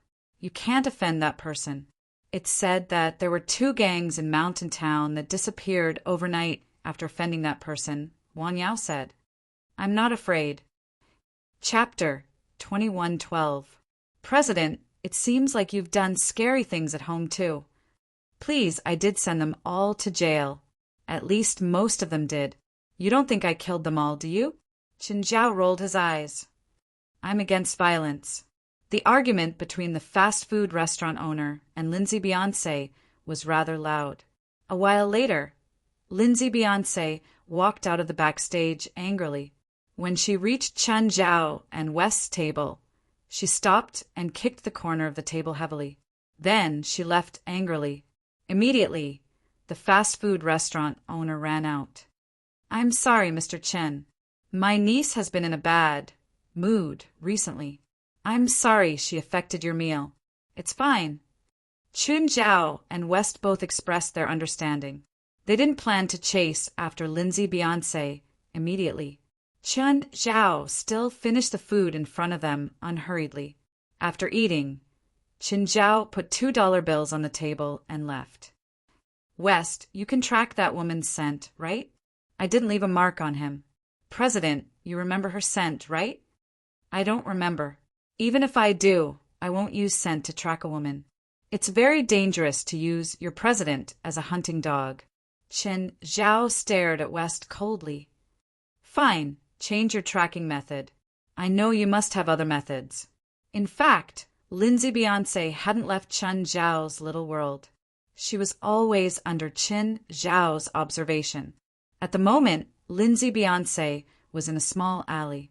Ever since she came out, she had been destroying things in the alley. It was obvious that it wasn't her first time here. It had become a place for her to vent her anger. She was punching the wall crazily. An enhancer? It seemed different from what Chun Zhao knew about strengthening. She was indeed strengthening her body, but she only attached magic to the surface of her body. It was completely different from regular strengthening. Take Chun Zhao as an example. Other than using immortal power, he would also let it change his body in order to achieve a qualitative change and finally strengthen himself.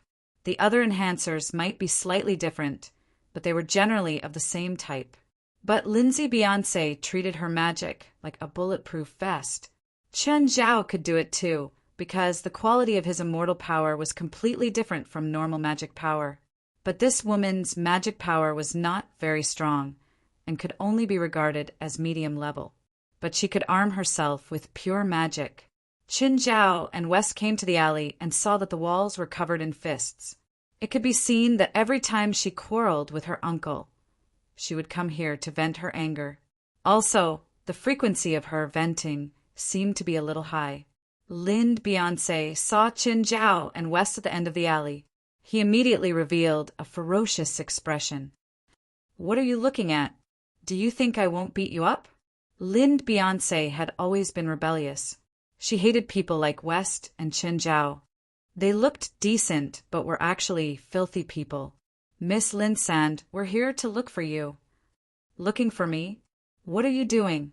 Lin Beyonce squinted at Qin Zhao and West, sizing them up. "Then what do you think we'll do with you?" Thinking for a moment, she looked at Qin Zhao and West with even more disgust. "You know what I did in the past. Who do you want me to beat up? Or do you want me to harass someone?" "Fuck off, I won't be your fighter," Lin Beyonce said in disgust. However, Qin Zhao and West didn't plan to leave.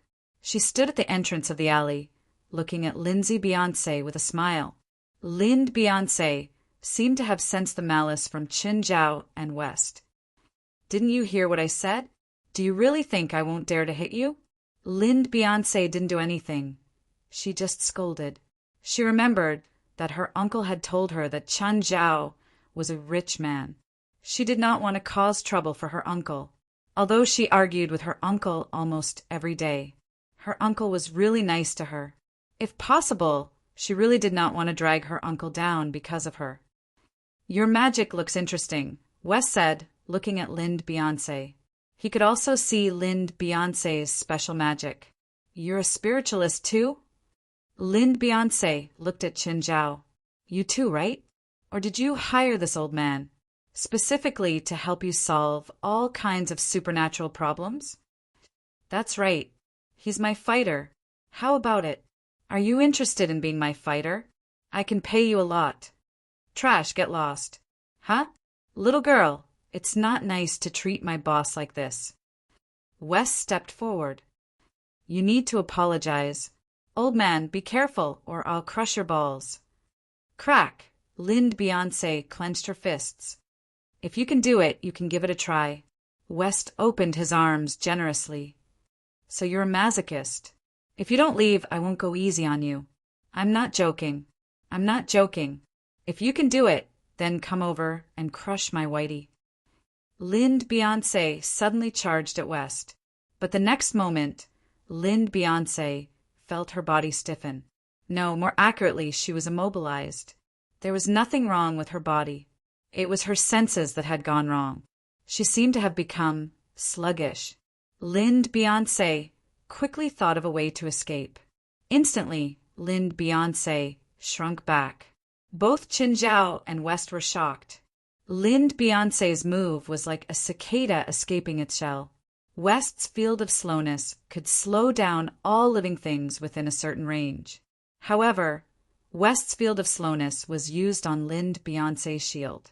Lin Beyonce removed the complete shield and used the chance to escape from the field of slowness. It had to be said that this move almost blinded Qin Zhao and West.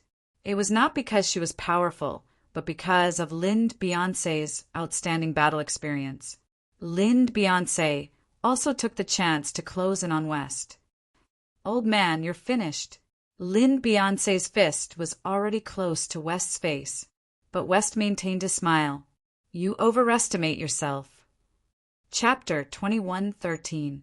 Lin Beyonce was also a violent person. West's words had already ignited her fighting spirit.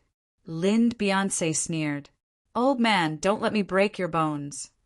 West crooked his finger. "Come." Lin Beyonce charged at West. "Freeze!" Just as West froze Beyonce in place, Beyonce cast another golden cicada escape. This cicada shedding could break free from West's control in an instant. In a sense, Lindsay's ability was a great counter to West's, but that was when they were at the same level or close to each other. In terms of magic power, there was still a gap between West and Lindsay Beyonce. Lin Beyonce used the same trick and appeared in front of West in the blink of an eye. West wasn't good at fighting alone. In the past, he had always been a strategist in the supernatural organization's operations. But that didn't mean he couldn't fight. West looked at Lindsay Beyonce, who was approaching. He raised his right palm and snapped his fingers. Pa! Instantly, Lindsay lost her balance. Her body seemed to lose its momentum in the air, and she fell heavily to the ground. Beyonce wanted to stand up immediately. But when West pressed his finger down, Beyonce immediately felt an invisible weight pressing on her back. The invisible thing that was pressing down on Lindsay Beyonce was actually air. West's low field could affect more than just living things. Even air could be affected. Within a certain range, the air would lose its mobility. Beyonce tried to use the same trick to escape. But this time, she was completely surrounded by air. The thick air completely sealed off her escape route. "Old man, if I break free, I will crush your balls," Beyonce said in a vicious tone. West squeezed his legs. "Then I can't let you go." Beyonce was even more furious, but the difference in strength was obvious. She couldn't break free, even if she wanted to. This was not a problem that could be solved with skill. Fine, I give up." Beyonce rolled her eyes and shouted. In an instant, West released Beyonce's restraints. "Boss, let's go." West and Qin Zhao, who were watching from the side, turned and left. Just then, Beyonce dashed behind West. "Get down." West didn't even look back as he pressed Beyonce to the ground. The two of them left without looking back. "President, what do you think of her? Did she come into contact with other spiritualists in the past? She seems to have a lot of battle experience and doesn't look like a spiritualist without any power. Have you forgotten? She spent 2 years in the juvenile detention center. According to my investigation, she also committed all sorts of crimes in the juvenile detention center. Did she train her fighting skills in the juvenile detention center? If that's the case, then I can only say that she's a genius. Logically speaking, without rich combat experience, it would be very difficult to hone such outstanding combat skills. But there were indeed geniuses in this world. If Beyonce was really a genius, then everything would make sense. In front of a genius, anything that was unreasonable could become reasonable. What about her abilities? West asked. Not bad, but that's all. If we really want to recruit her into the supernatural organization, it's best to train her character. The organization follows individual will, but it doesn't do whatever it wants. Also, Maev wants to become an official member. I agree with Maev becoming an official member, Qin Zhao said. After all, we know her very well. What about her husband, Jiggs? Jiggs doesn't object. Jiggs was living with Maev in the headquarters now. Apparently, Jiggs found a professional manager for his company and did nothing else. He just relaxed with the people in the organization every day, or accompanied Maev. After awakening, Maev also became an outer member with Qin Zhao's approval. Who's next? Toddy Belster. She's very famous in Washington. She's a regular on TV. She's good at exorcism, prophecy, and curses. That's really traditional. These spells belong to the traditional magic system. Of course, such traditional spiritualists made up a large proportion of the entire Western spirit world. Qin Zhao and West hurried to the famous spiritualist's residence. As soon as they got downstairs, they saw a man walk out of the apartment. President, that's him. With West's reminder, Qin Zhao immediately turned around. He caught up to Toddy and grabbed her hand. Hi, Mr. Toddy. Hi, are you my fans? I'm on a tight schedule. Give me your phones. What? Aren't you taking pictures? Toddy asked matter-of-factly. Mr. Toddy, I think you're mistaken, West said. We're not your fans, and we're not here to take pictures. Fine. If you're here for trouble, I'm afraid you found the wrong person. I'm a spiritualist. I'll make sure you live in fear for the rest of your lives. Qin Zhao and West's faces darkened. Toddy Belster was a very egotistical and arrogant person. They couldn't even finish a sentence. Toddy Belster kept talking to herself. Mr. Toddy, we're in the same profession as you. We're spiritualists too. Same profession? So you're here for trouble? Or is he here to compete with me? I'm not interested. Go find someone else. My magic is used to deal with evil creatures, not humans. I don't want to hurt you. We're not competing with you, West said. We just want to see how strong you are. I still refuse. You don't know what kind of person you're facing. The person who asked me to use magic on him last time is now a puddle of paste. You definitely don't want that to happen. We're spiritualists too, so you don't have to worry about hurting us. No, that's what the person said last time, but his arrogance killed him in the end. I blamed myself and swore to never use magic on humans again. Chapter 21:14. No matter what Chen Zhao and West said, Toddy wasn't willing to attack. This wasn't the alley from before either. It was a commercial building with a few security guards standing in front. It wasn't wise to attack here. Forget it, West. Let's go. We'll meet again in the future anyway. Chen Zhao patted West's shoulder. The man hid his aura well. Even Chen Zhao could only sense a faint magic aura from him. Chen Zhao also noticed that the man had a ring on his hand. It looked different, but Chen Zhao could still recognize it. It was the same magic ring that Ruan Faxi had made for him to suppress his aura. This man was definitely not weak. Perhaps even West wouldn't be able to defeat him easily. Toddy glanced at the two people who'd turned and left. He secretly heaved a sigh of relief. He'd really been afraid that the two would attack him. If they really did, he'd probably be on the news the next day. Famous spiritualists fighting on the streets. Toddy Belster wondered if she should get a bodyguard. He didn't want anyone to get close to him in the future. But business seemed to have decreased a lot recently. Even the high-paying jobs had decreased a lot. It seemed like he'd have to spend money on TV again. He wondered if the business in L.A. would be better than in Washington. However, the prices in Los Angeles were too expensive.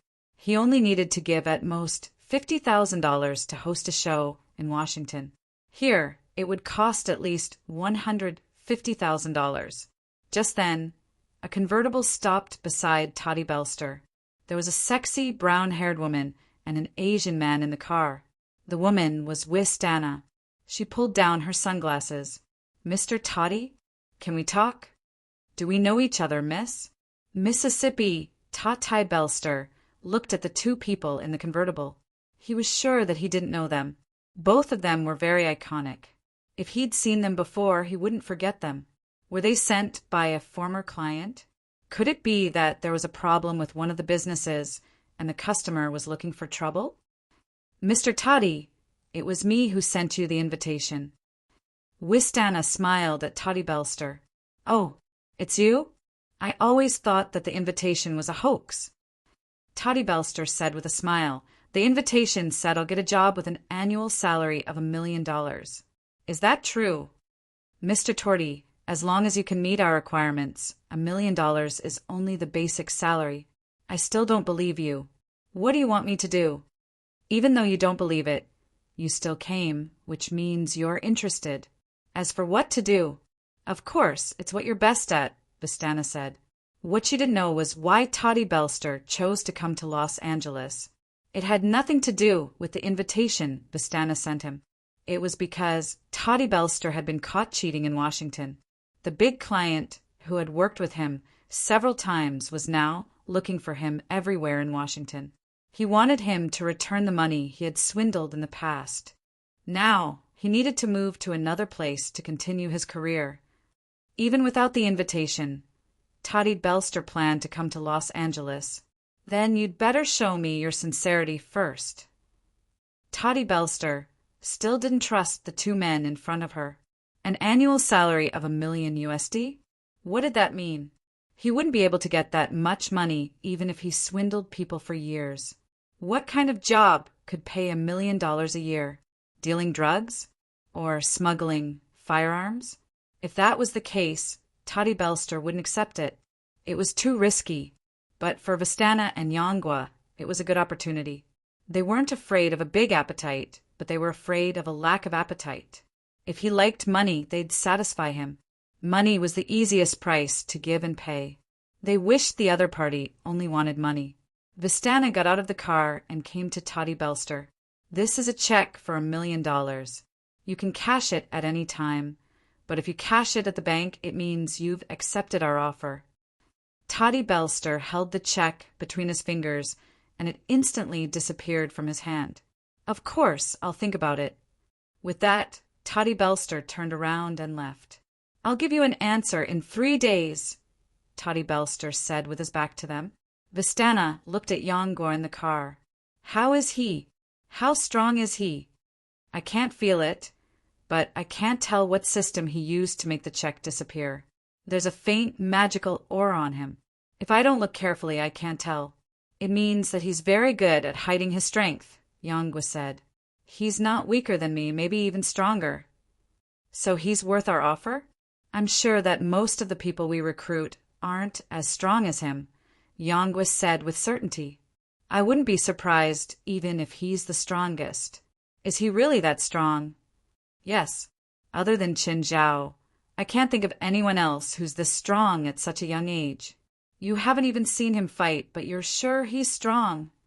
Based on what he did just now, I don't even know how to defend against it if he kills someone. Is it possible to kill Chen Zhao? Yongwa shook his head. Chen Zhao's strength can be predicted. As for this Mr. Torty, we can't accurately determine his strength, so it's hard to judge. However, Chen Zhao's strength isn't just in his strength. He also has rich battle experience, at least in a head-on battle. I can't think of anyone who can fight him head-on. What about your grandmaster? That's different. If we include my master, it'll be meaningless.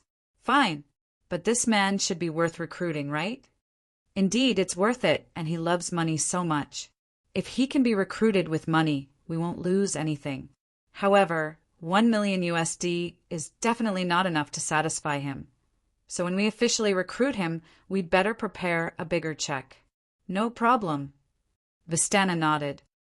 Let's go back and think about it. Other than Toddy, there are a few others who are also valuable. If they join the psionic team as we wish, they'll be of great help to us.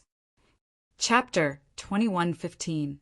The first thing he did was to go to the bank to verify the check's authenticity. With the current technology, it was impossible to tell if the check was real or fake without the help of a bank.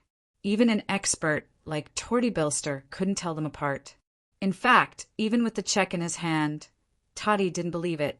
After all, the check came too easily. It was like it was free. Who would believe that the other party would casually throw him a real check for $1 million? In his dreams, but the bank clerk told him that it was a real check, and he could cash it at any time. This check worth $1 million. It wasn't a joke. Toddy Belster was dumbfounded. He stood there for a long time, unable to react. He had an urge to cash the check and walk away. But when he thought about it carefully, he had no idea who the other party was. Would the other party so easily put a check for $1 million in his hand and leave without a care? That was impossible, right? Although he didn't know what the other party's goal was, they definitely wouldn't let him do whatever he wanted. Perhaps in the business hall of the bank, their people were watching him. So, Toddy Belster became more careful and began to look around. After thinking about it for a long time, Toddy decided to leave for now. But no matter what the other party's goal was, he had to find out. He might even be able to earn more money from it. Of course, it was necessary to be on guard. But in this situation, how could he be on guard? Toddy thought about it for a while and decided to find a professional first. What Toddy Belster called a professional was actually a professional liar. He was also the person who brought him into the business, a senior. But this person eventually went too far and ended up in prison. Moreover, he had not been sent to prison, but had gone to hide in prison. It's here. I wonder if he's still in this prison. Toddy walked into the 7th prison, and after asking the prison guard, he got a clear answer. The person he was looking for was in prison and had just been sent in. For a little money, Toddy Belster got a visitation. Toddy Belster was still a little dazed when she saw her teacher. How did Morocco Piccolo, who used to be as strong as a fitness trainer, become so bloated? Was the food in prison very good? He remembered that the first time he went to prison, he had disguised himself as a seasoned mercenary and lied to a gang leader, saying that he could contact a powerful mercenary to help him get rid of his opponent. Even Toddy Belster had to admit that Morocco Bic's courage was commendable. Morocco Piccolo had swindled hundreds of thousands of dollars that time. However, before he could finish, he was seen through by the big boss of the gang. Then they started to hunt him down. In the end, he even hid in prison. If it wasn't for the mafia boss being killed by a vendetta, Morocco Piccolo would probably not have stopped his pursuit even if he was in prison. Morocco Bic looked dispiritedly at Toddy Belster, who was beaming with success. "Belster, are you here to show off to me?" "No, Piccolo, why would you think that? I'm here to visit you." "Is that so?" Morocco Bic sneered. After he was arrested, Toddy Belster cut off all contact with him, afraid that he would drag him down. He spent more than 10 years in prison on and off, but Toddy Belster never came to visit him. Therefore, Morocco Bic didn't believe that Toddy Belster was really here to visit him. "Tell me, what's the matter?" Morocco Bic asked directly, looking at Toddy Belster's happy expression. Morocco Bic felt even more annoyed. He silently cursed Morocco Bic in his heart. His current appearance was his future. "Piccolo, I ran into something weird recently." Toddy Belster suddenly looked at Morocco Bic with a serious expression. "What weird thing? Did you run into a ghost?" Morocco Bic asked casually. "Someone gave me a check for $1 million out of nowhere. Are you kidding me? Or are you here to show off?" "No, I'm serious. Let me finish." Toddy Belster told Morocco Bic what had happened to him. The more Morocco Bic listened, the more surprised he became. Toddy didn't look like he was joking. However, what he said was too unbelievable. It would not be an exaggeration to say that it was unprecedented. Would someone really give a liar $1 million out of nowhere? Why couldn't he run into such a good thing? "Piccolo, I am here to ask you what I'm going to do." Hearing Toddy Belster's words, Morocco Bic woke up immediately. He was really here to ask for his opinion. "I need to get out of prison," Morocco Bic said. Toddy Belster thought for a moment. "How much is your bail?" $100,000, Morocco Bic said. "Sure. After it's done, I'll help you get out." "No, not after," Morocco Bic said. "I want to get out now." "Do you think I should believe a liar's promise?" Morocco Bic felt that as long as he paid Chin Zhao back, he would be free. Then he would be even with Chun Zhao. Morocco Piccolo was worried about how to make money. Toddy Belster also came at the right time. "I can't pay that much right now." "No, you have money. I don't believe you can't pay that much," Morocco Bic said confidently. "How can a liar not leave a way out?" Toddy Belster's eyes flashed. $100,000 wasn't a small amount either. Even if he could pay it, he wouldn't be willing. Even if this person was his senior and teacher. However, he wasn't confident in his current situation. Morocco Bic was smarter than him. He knew how to solve problems and clear up the situation. If he could help him plan, Toddy Belster was more confident that he could escape unscathed. After thinking for a long time, Toddy finally said, "Okay, I'll bail you out." Just then, the lights in the visiting room flashed. Then there was a commotion outside. "Huh, what's going on outside? It's so noisy." 9 Heavens, Divine King. Chapter 21:16. I'm not crazy. I saw it. I really saw it. White nightmare. White nightmare. A prisoner was holding on to a prison guard in the corridor like a madman. The other prison guards were pulling the prisoner. The visiting room here wasn't the kind with a window partition. Some prisoners had lighter crimes, so they could sit at a small table with their family or relatives to talk. This prisoner seemed to have just met his family. He suddenly seemed to have gone crazy. No one knew if he was agitated by something. Also sitting in the visiting room, Morocco Bick's expression was ugly. This wasn't the first time he'd seen such a crazy prisoner. Belster, help me with my parole right now. The sooner, the better. Toddy Belster turned to look at Morocco Piccolo. I heard that you've been here many times since more than a decade ago. Do you still care about a day or two? No one can really get used to life in prison, Morocco Bick said. Belster thought for a moment and said, Bick, can you really think of a way for me? You don't believe me? Morocco Bick asked. We haven't worked together for more than 10 years. I'm not sure if you still have the ability you used to. In the past, Belster did trust Morocco Bick. It wouldn't be an exaggeration to say that he worshipped him. Back then, Morocco Bick didn't look like a liar at all, because liars gave people the impression that they were shifty-eyed. Back then, Morocco Bick was all brawn, and he looked especially honest. It was hard to believe that he was actually a highly intelligent person. Many people didn't believe that Morocco Bick was a liar. Plus, he had superb deception skills. Back then, he was almost successful in every endeavor. No matter who his target was, he never failed, until he locked on to a big boss of the underworld. Back then, Morocco Bick was too confident, even to the point of arrogance. A liar could trick anyone, including the cops, but never turn your target to the gangs. That was the rule of their line of work, because the gang could use any method to deal with them. Liars would always be at a disadvantage against this group. This was a matter of life and death.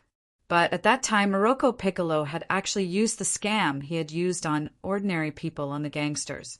In the end, he had no choice but to hide in jail, to avoid being hunted down by the gang.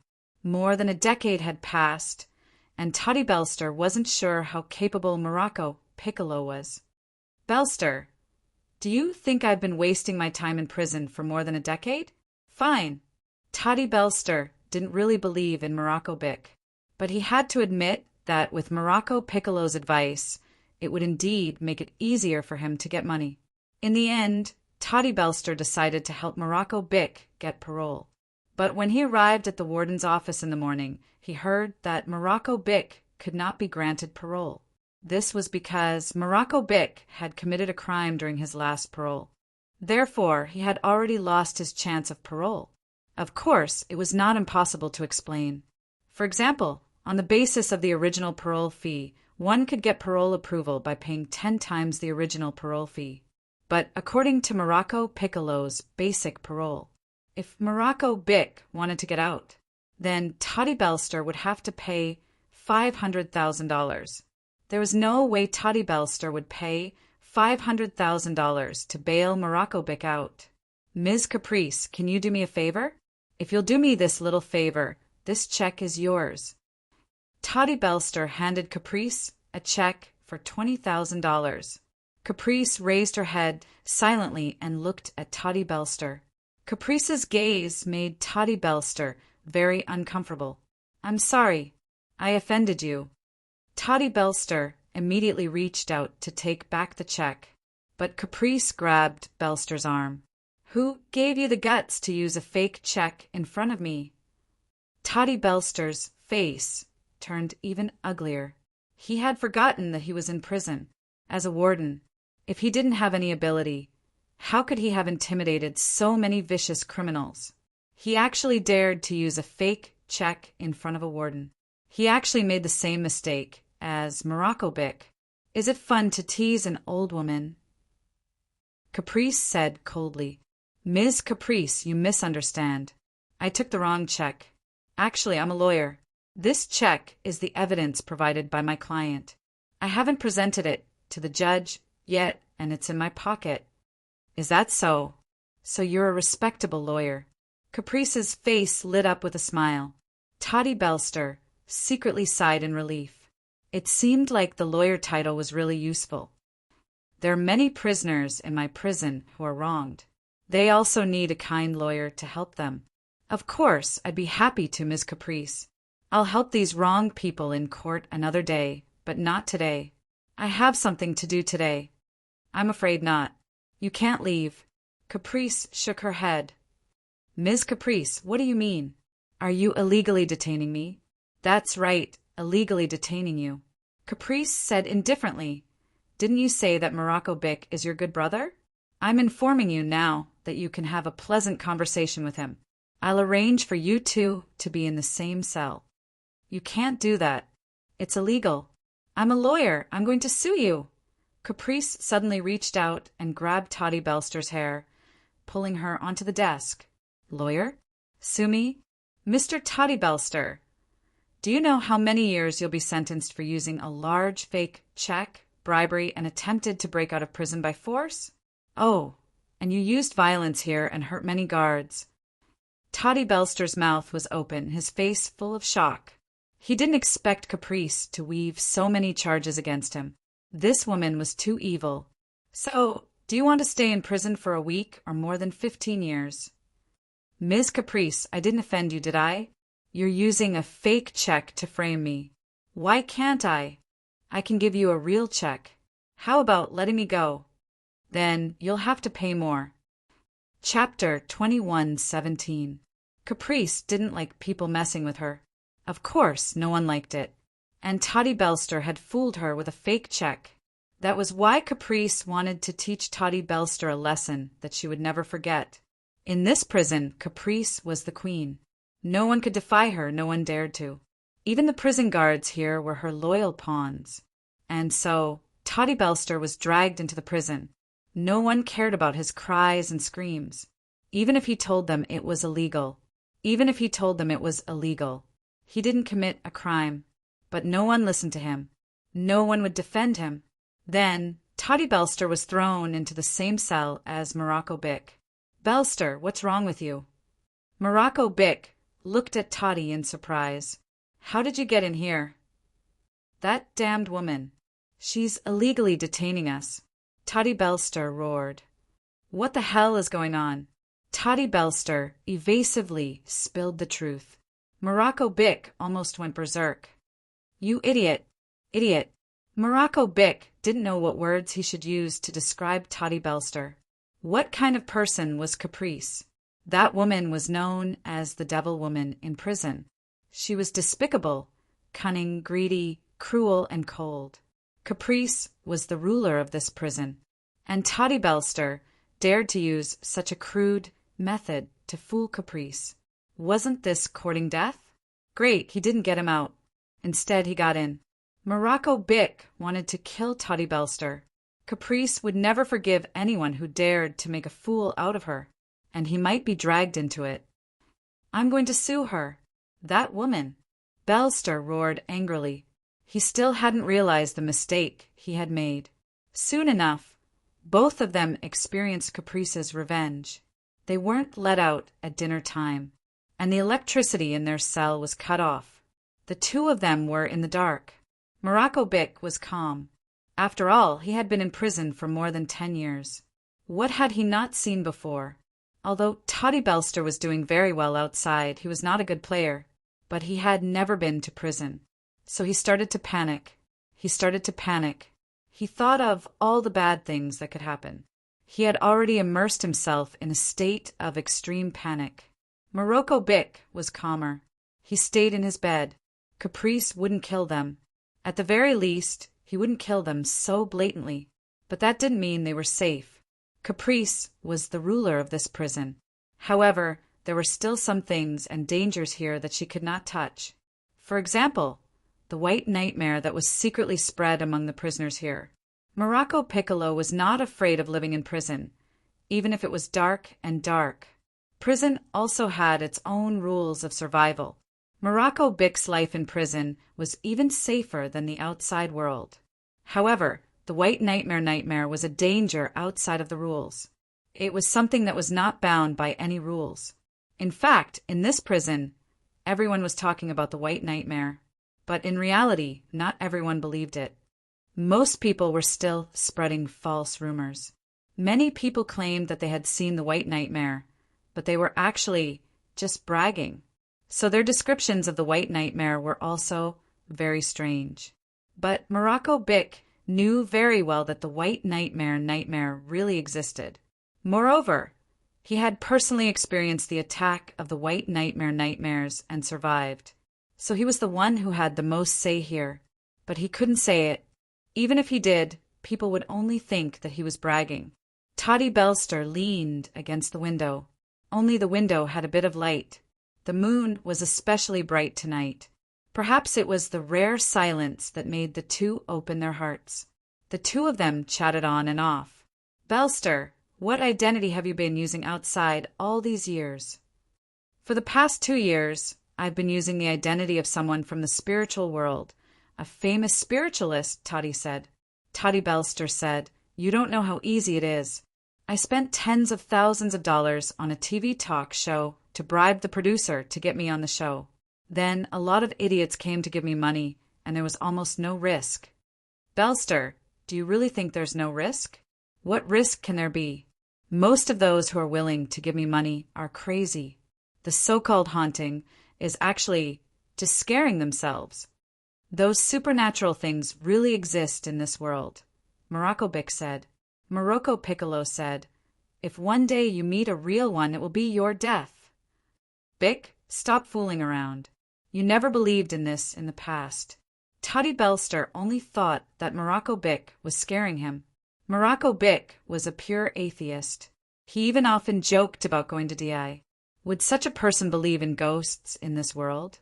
Morocco Bick glanced at Toddy. In the past, he indeed didn't believe in ghosts and gods. But after that incident, he believed it. And he believed it deeply because he knew that what he saw and experienced was real. Toddy Belster looked at Morocco Bick. You can't be serious, right? Forget it. Morocco Bick shook his head. He knew that he couldn't convince Toddy. By the way, are there any cats here? Toddy Belster asked. No, but I saw a white cat running down the aisle. Huh, that cat stood up.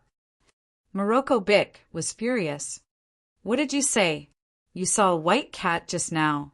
Morocco Bick recalled the form of the white nightmare. It was a white cat, its body glowing with a faint white light. Even in the darkness, it was very conspicuous. Pissed, Toddy Belster saw the white cat run to the iron gate and teased it. But looking closely, it wasn't a white cat. From afar, it did look like a white cat, but in fact, it was an unknown creature. Bick, come look.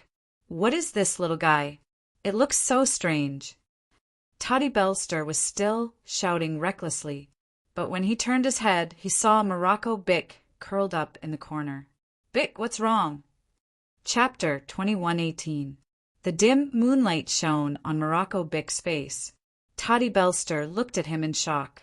Terror was written all over Morocco Bick's face. Bick, what's wrong? White nightmare. What white nightmare? It was Toddy Belster's first time hearing the term. He didn't understand what the name white nightmare meant to the prisoners in the prison. It was a nightmarish existence. Morocco Bick pointed at the door. Toddy Belster looked back again. Suddenly he saw the white cat that should be outside the door come in somehow. Toddy Belster reached out to touch the cat, but in the next moment, the white cat had already bitten his palm. Damn! Toddy Belster immediately retracted his hand. Bastard! Toddy Belster wanted to take revenge on the white cat, but the cat was stuck to the wall. He could only watch and sigh. Toddy Belster looked at his bitten palm. Suddenly, he realized that there was a mark on his palm. The bite mark was gone. That's weird. Why is there something on my palm? Morocco Bick stared at the white nightmare in fear. At this moment, White Nightmare turned to Morocco Bick. It seemed to have recognized Morocco Bick. This time, Chin Zhao wasn't there to protect him anymore. The White Nightmare pounced at Morocco Bick. Morocco Bick's mind went blank. Instinctively, he covered his head with his arm. Then, he felt pain in his arm. Morocco Bick waved his arm, but he didn't touch anything. He looked at his arm again. There was a mark now. It was the same as the one on Toddy Belster's palm. Where's that bastard? Where did she go? Toddy Belster looked around and found that there was no sign of the White Nightmare. Crack! Just then the metal door opened. Morocco Bick and Toddy Belster were both stunned. The metal door made a creaking sound as it was pushed open. Piccolo, is this door broken? It was pitch black outside. There weren't even any street lights. Morocco Bick's expression grew more serious. All the signs were developing in the direction he was most worried about. Why isn't there a prison guard outside? Toddy Belster didn't realize the seriousness of the problem at all. She threw it aside and looked around on the walkway. Is this kind of prank a specialty of your prison? At this moment, the iron door of the cell next door also opened. Startled, Toddy Belster saw a prisoner looking around inside the door. Hey, what are you doing now? Toddy Belster asked. The prisoner glanced at Toddy Belster. You didn't do this. What can I do? Toddy Belster rolled her eyes. Piccolo explained it to him. Morocco Piccolo walked to the door, but he was unwilling to take another step. Morocco, you're here too. What's going on? When the prisoner in the next room saw an acquaintance, he felt slightly relieved. Morocco Piccolo looked at his old acquaintance. Were you bitten by something just now? I think it was a white cat. I was lying on the bed and didn't pay attention. After it bit me, it disappeared. That's not a white cat. Then what is it? It's a white nightmare. Morocco Piccolo's expression grew more serious. Stop joking. The white nightmare is just a stupid joke in prison. It's not a joke. The white nightmare really exists, and it's not the first time I've seen it. Wait, what are you talking about? Toddy Belster was confused. She had no idea what the white nightmare they were talking about was. People have been dying in this prison for the past few months, Morocco Piccolo said. There's a rumor that there's a monster in this prison. It's that white nightmare, the thing that just bit you. You're joking, right? I know. The warden must have asked you to team up to tease me. If I'm right, you're teasing me. Toddy Belster's smile was forced. This was because he vaguely realized that many unexplainable things had happened ever since the white nightmare shapeshifter had appeared. A voice in Toddy Belster's head reminded him. Morocco Piccolo wasn't joking. He was serious. The other prisoner was also a little frightened. Thomas, where were you bitten? Morocco Piccolo asked. Here. How? Where's the wound? When did I get this tattoo on my hand? The prisoner named Thomas raised his arm. He wanted to show his wound to Morocco Piccolo and Toddy Belster, but he realized it was gone.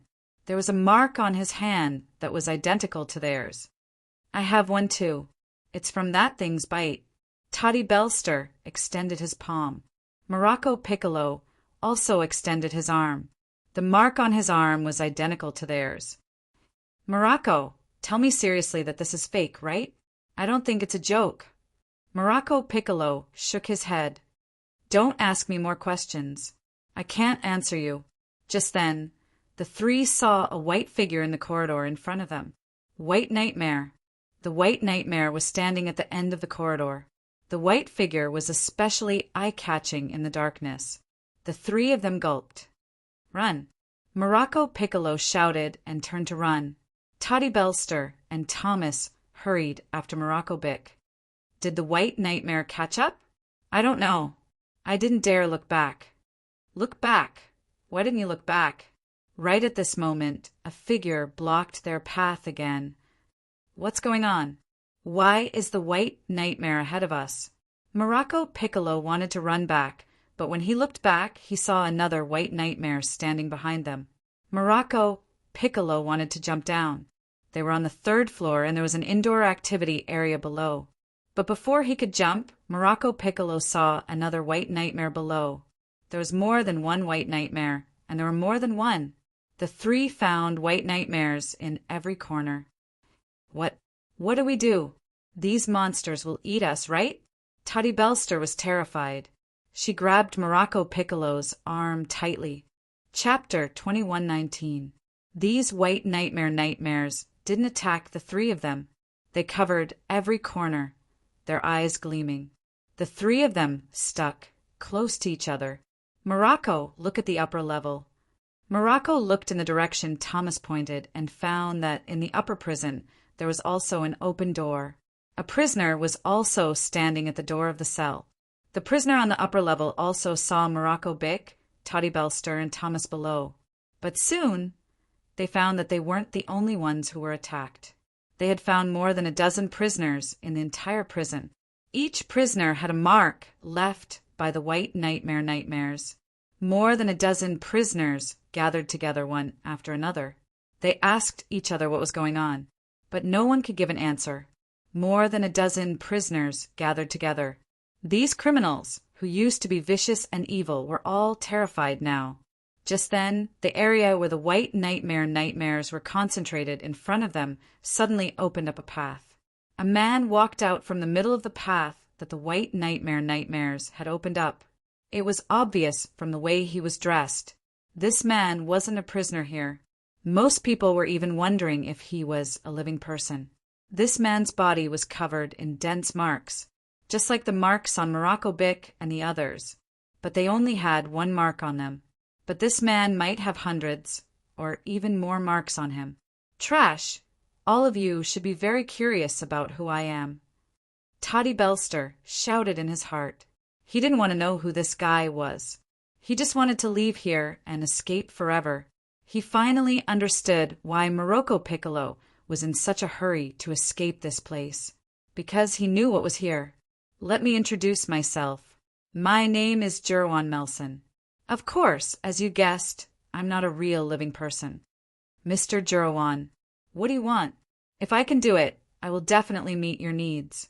Toddy Belster was smart enough to think that Jerwan Melson was in control of the whole situation. So he took the initiative to please Jerwan Melson, hoping to leave a good impression on him. Maybe Jerwan Melson would let him go. Jerwan Melson glanced at Toddy Belster. Very smart human. At least you're smarter than most of them. I know you bastards want to talk trash or threaten me. Believe me, it won't do you any good, and your threats won't cause me any harm. So in order to avoid being targeted by me, you'd better shut up and listen to me. That way, you might be able to survive. Of course, please instruct me. I will listen carefully to your teachings. The other prisoners were very unhappy with Toddy Belster, but they were also very jealous of Toddy Belster's eloquence. Even to them these words were so mushy, but Toddy Belster could still say it without any difficulty. They couldn't do it anyway. Very well, I will pay special attention to you. There aren't many humans as smart as you. I hope you can survive. Toddy Belster cursed in her heart. She had already put down her dignity, but this guy still didn't intend to let her go. All right, let's get back to business. Right now, every word I say will determine your life and death. Wistana, did you see Toddy Belster today? Brits asked. Yes, Yong said Toddy Belster is a rare master, even stronger than him. Really? No wonder he dared to go to Prison 7. But I'm afraid he won't make it. Prison 7? What's that place? Is it a prison? Yes, Brit said. The full name is L.A. Prison 7. Is there a problem with that place? In L.A., there are 3 places spiritualists can't go. L.A. Prison 7 is one of them. Is that place very dangerous for spiritualists? 50 years ago, there was actually a short period in North America when the supernatural world flourished. But at that time, the government wanted to conduct human experiments on spiritualists. In the end, the spiritualists rebelled, and the two sides had a fierce conflict. Brits said the spiritualists were naturally the losers. As a result, they suffered heavy losses. Many spiritualists died in battle, and over 1,000 of them were captured and imprisoned. The place where they were imprisoned was L.A. Prison 7? That's right. Back then, Los Angeles Prison No. 7 was actually called the Anpu Military Experimental Base. Then it was changed to a prison specifically for spiritualists. However, 3 years after the war, most of the spiritualists were burned to death in a fire, Britt said.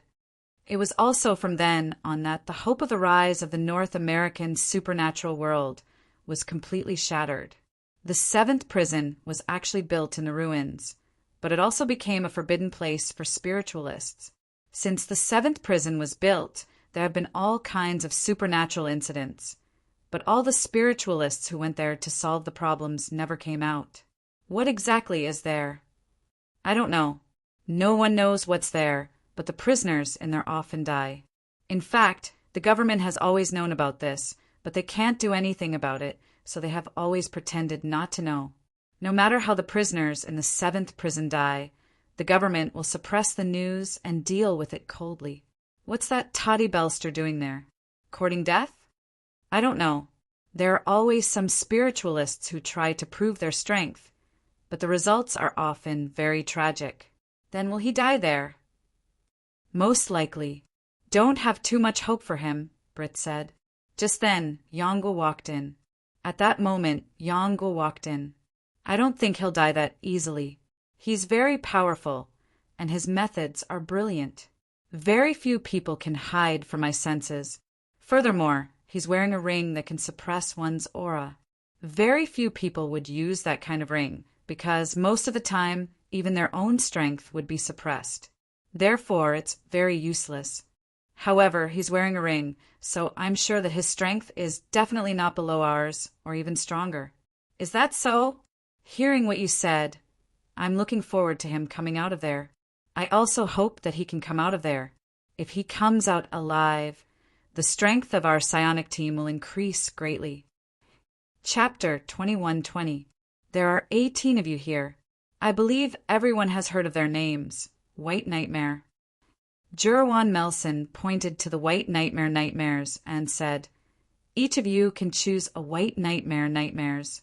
They will devour your fear and despair and become stronger. You will need to vote for death. Each person can vote for 2 people and cannot vote for the same person.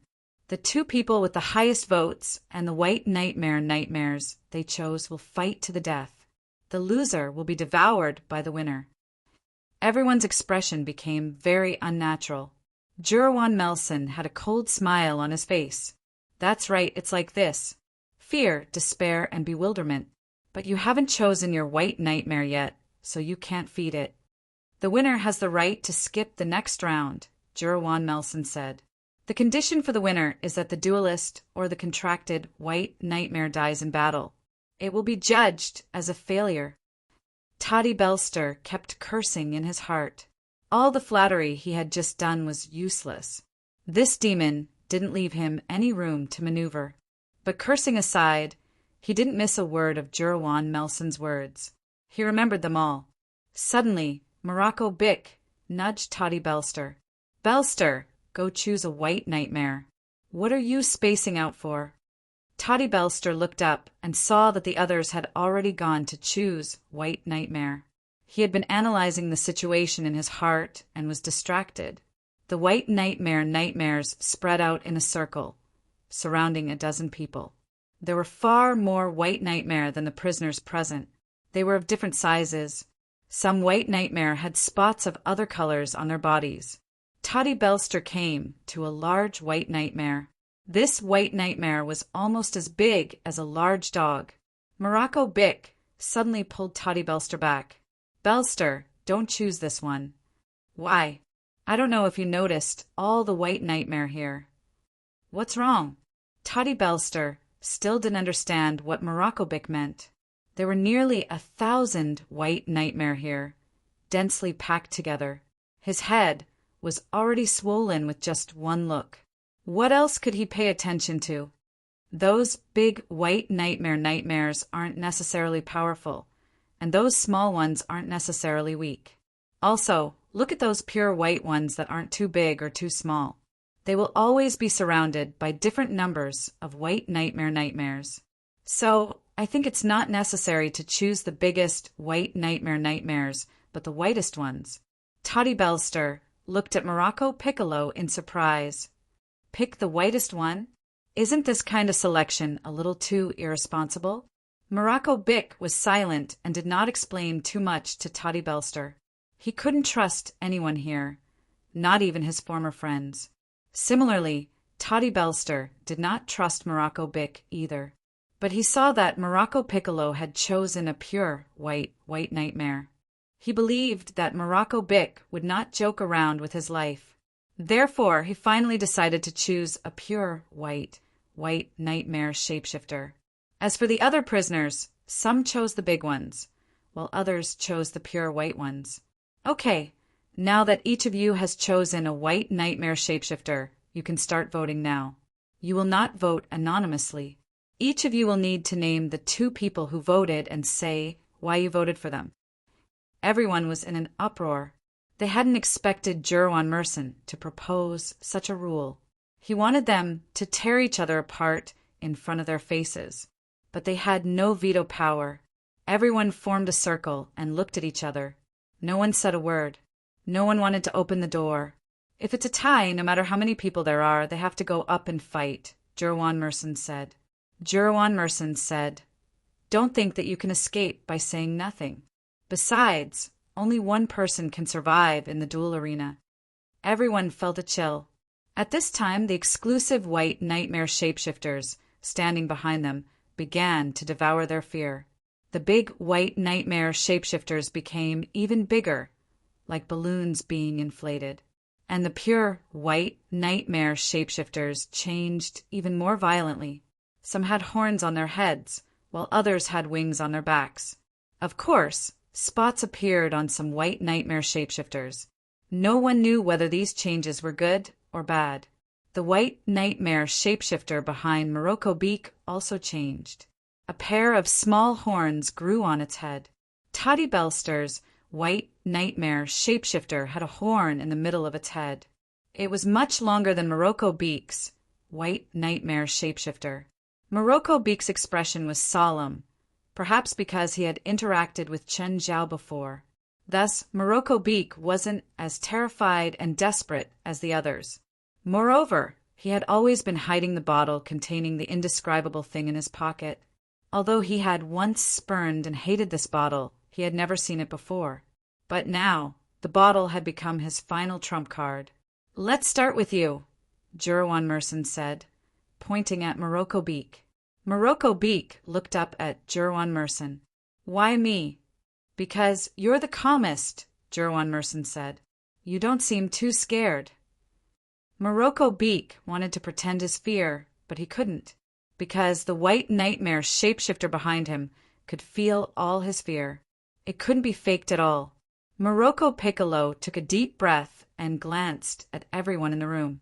Everyone looked at Morocco Beak nervously. "My first vote is for Nero." "What? Why me? Why me? Did I offend you?" One could tell from the white nightmare shapeshifter on Nero's back how scared he was. His white nightmare shapeshifter already looked like a tiger. It was colorful and emitted an ominous aura. "Because you're the biggest," Morocco Beak said. "If any of us fight you, we have no chance of winning. So we need to get rid of the strongest.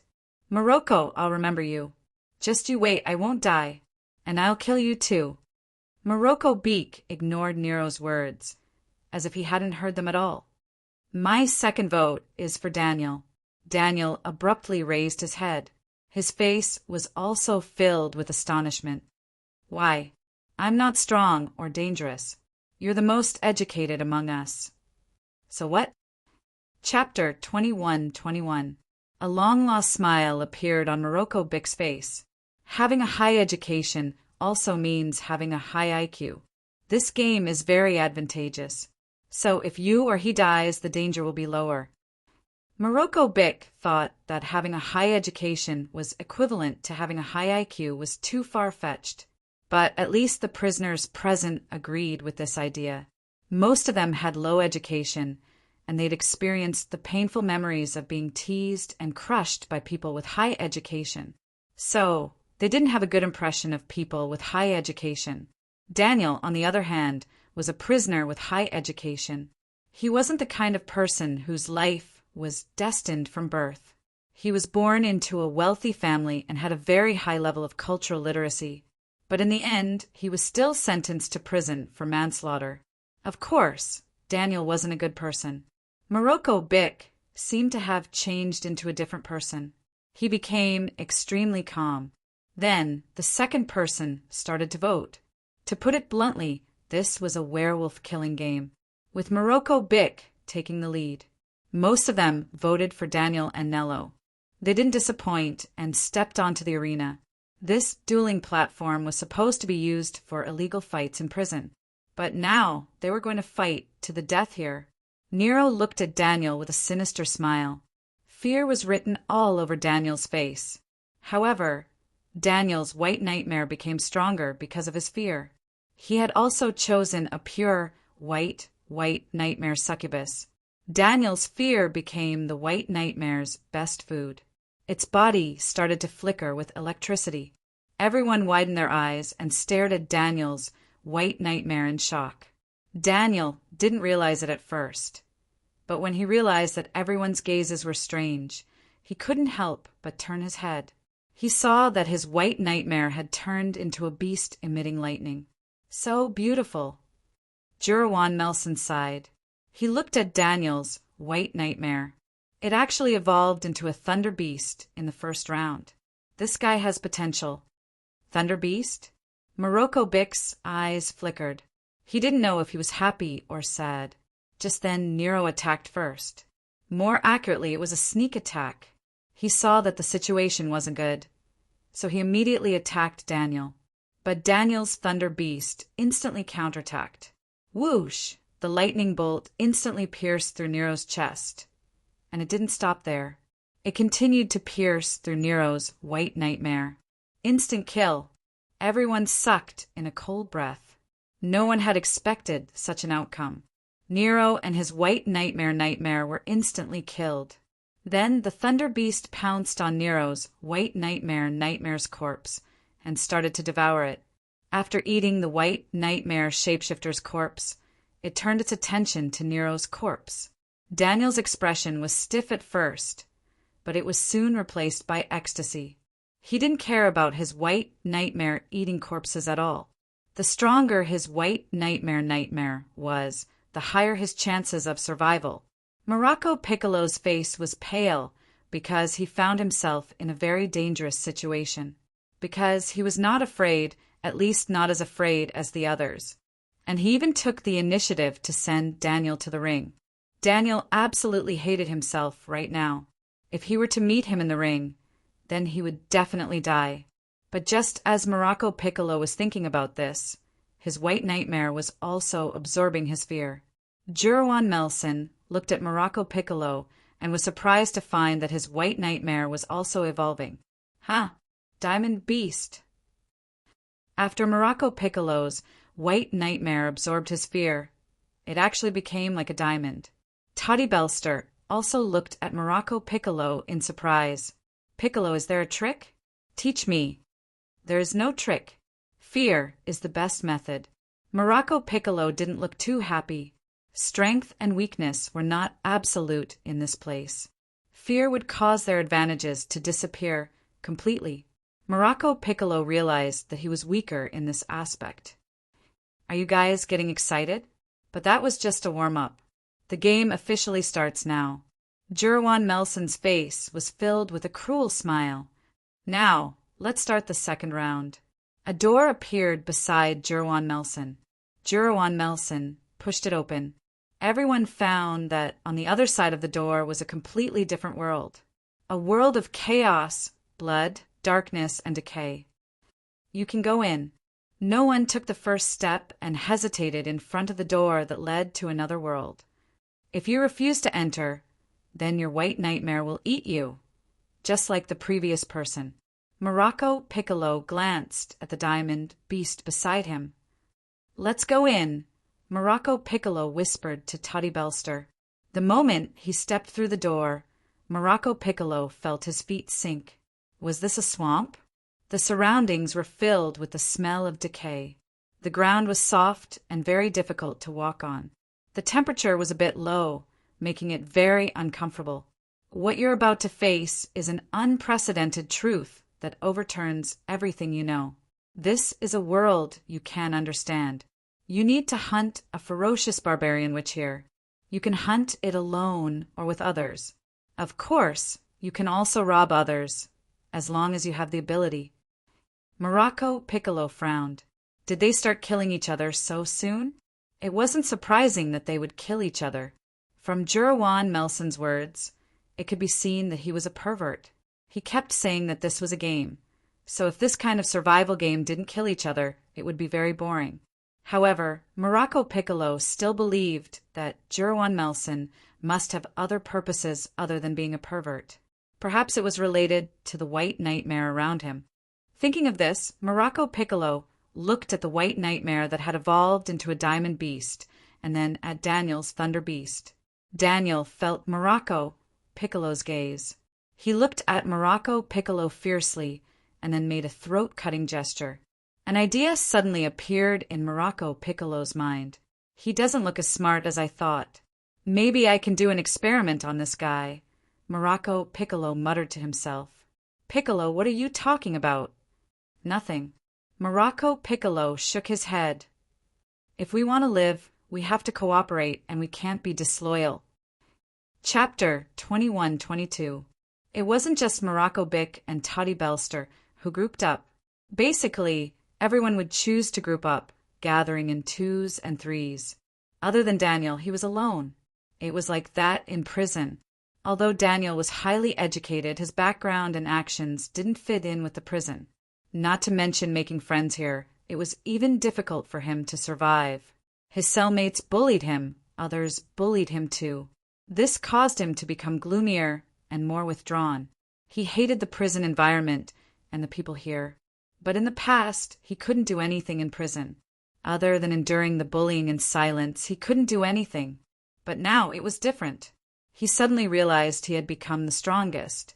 Those who bullied him in the past now looked at him with respect and fear. He wanted to kill all these scumbags and get the only chance to survive. However, Daniel hated Morocco Bick the most. He was searching for Morocco Bick's figure. "Let's go!" Morocco Bick whispered to Toddy Belster when he felt Daniel's gaze. Toddy Belster hurried to catch up with Morocco Bick.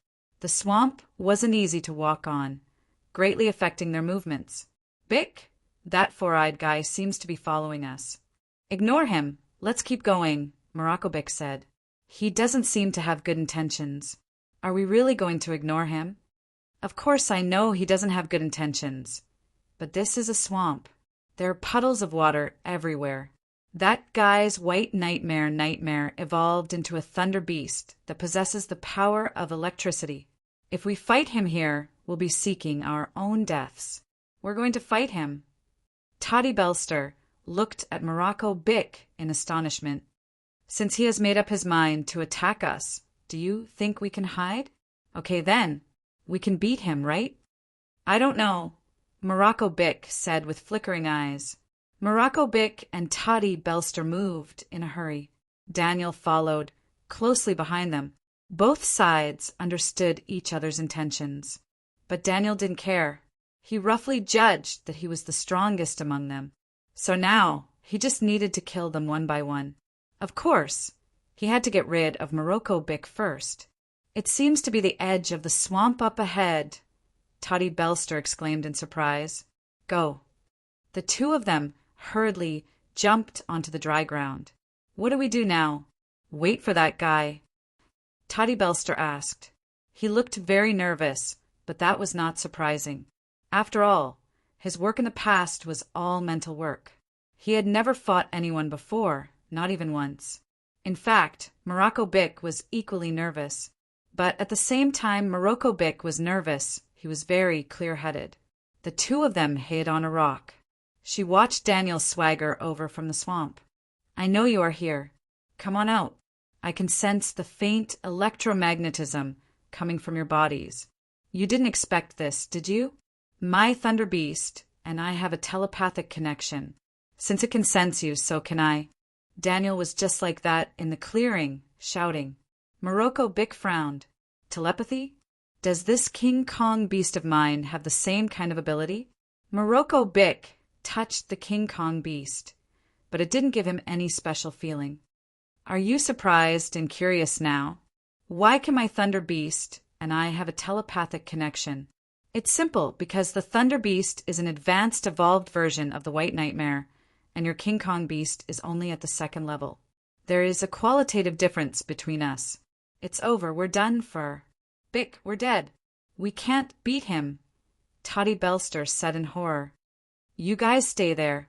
Daniel looked at the rock where Morocco Bick and Toddy Belster were hiding and raised his finger to point in their direction.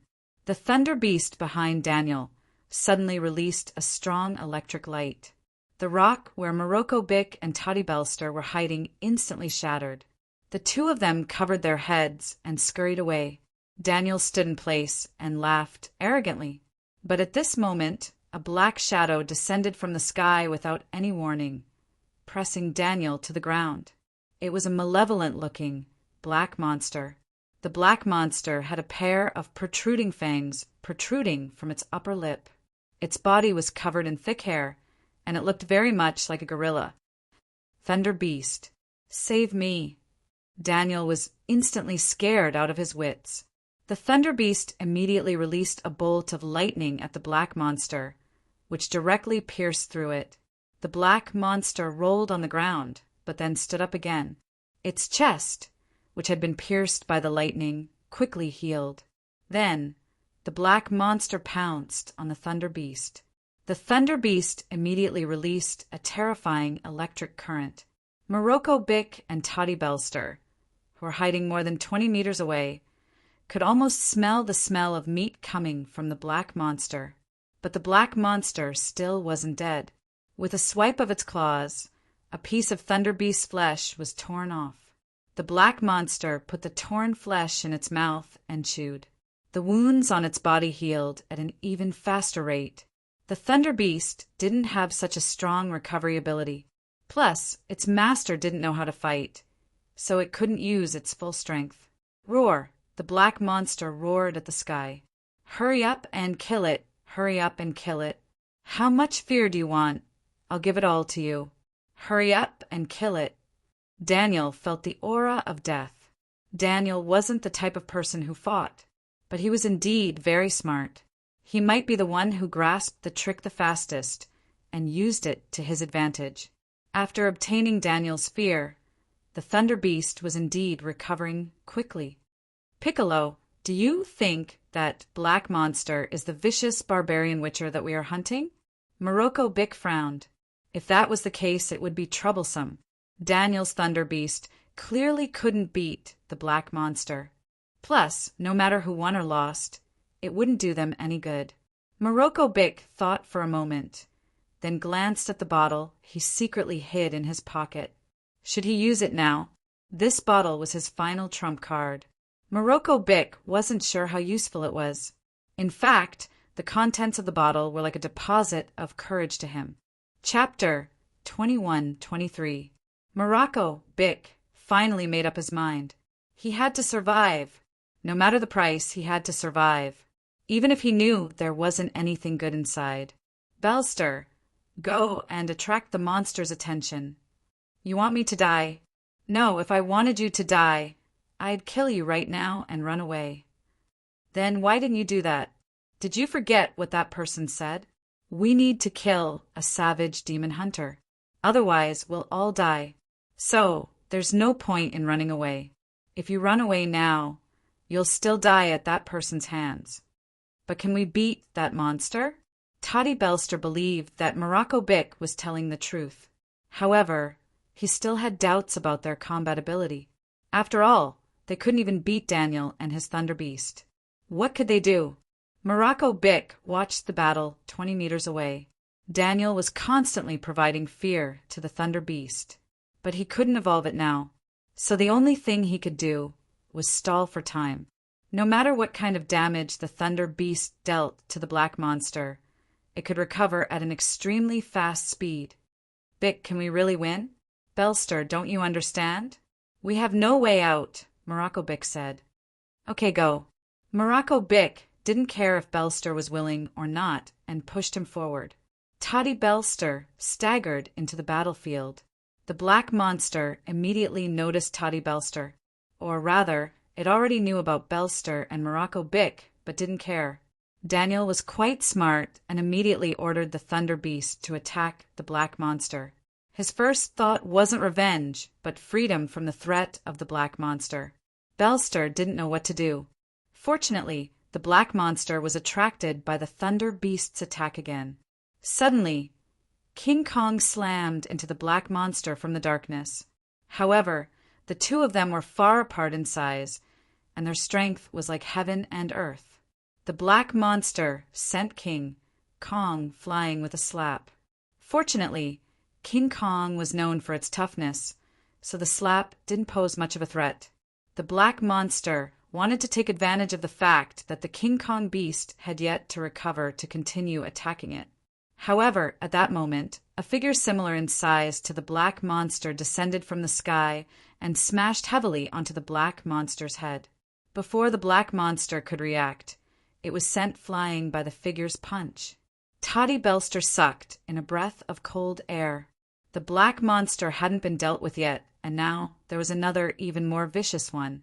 The black monster was obviously angered by this newcomer. With a roar, he charged at the newcomer. The big guy was knocked back a few steps, and when he stopped, he threw another punch at the black monster.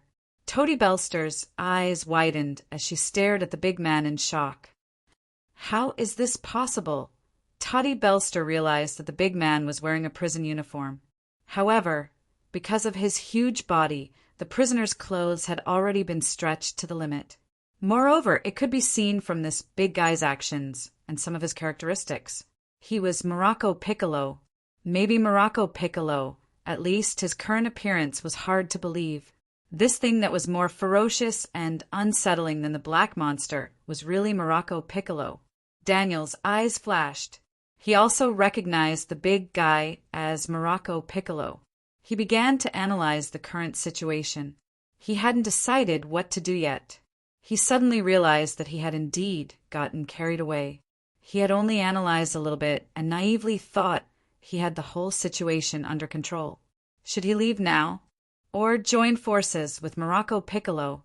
Or attack him as well?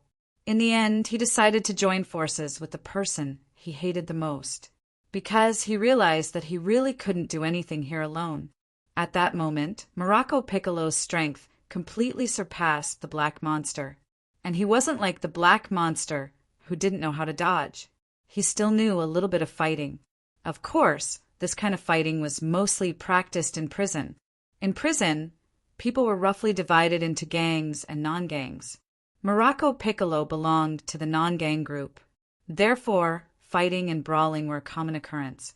As for Toddy Belster, he couldn't help her at all. His white nightmare hadn't evolved yet. Morocco Piccolo grabbed the black monster, and the King Kong beast had butted it. The black monster vomited black liquid. Then the Thunder Beast shot a huge bolt of lightning at the black monster. The black monster's chest exploded, revealing a black bead inside. And because of the lightning strike, cracks appeared on the bead. The black monster also became weak. Its recovery ability was clearly much weaker. Destroy that black bead. Morocco Piccolo and Daniel both realized that black bead was its core. If the black bead wasn't destroyed, it would never die. At this moment, a figure flashed past like a bolt of lightning. The figure pulled out the black bead. The black monster instantly lost its life force. Its huge body slowly collapsed. That figure was Toddy Belster's white nightmare. His white nightmare hadn't evolved, but it suddenly displayed abnormal speed. Toddy Belster didn't expect it either. When he saw the black bead, he guessed it was the key. But he was anxious and couldn't do anything. In his anxiety, his white nightmare suddenly burst forth with astonishing speed. This was a result that no one had expected.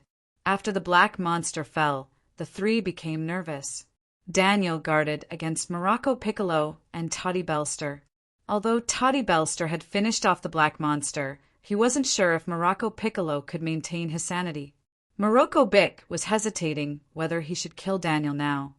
I have another suggestion. Let's work together. If the rules don't require us to kill each other, we'll keep working together. Daniel, as you can see, you have no chance of winning if you fight us now. Morocco Piccolo said the others might also have evolved white nightmare. You might be one step ahead of us, but others might be able to catch up to you. So, working with us is your best choice. You can't kill a vicious barbarian hunter alone. Why did you become like this, like that monster? Of course it's the power my King Kong beast gave me, Morocco Piccolo said. Chapter 21-24. We've completed the mission. Can we go back and report to Jerwan Melson now? Toddy Belster didn't want to face a second vicious barbarian hunter anymore. He just wanted to escape as soon as possible, but Daniel's words made him fall into the abyss. Daniel still had that dark expression and said calmly, "Do you really think we completed the mission? Didn't we?" Morocco Bick turned to look at Daniel in surprise. "That guy said at the beginning that we could team up to complete the mission, but he didn't say how many people could complete the mission in a team at most. According to what he said at the time, even 17 people working together was allowed. 17 people killing a vicious barbarian hunter? Do you think he'll let us go so easily?"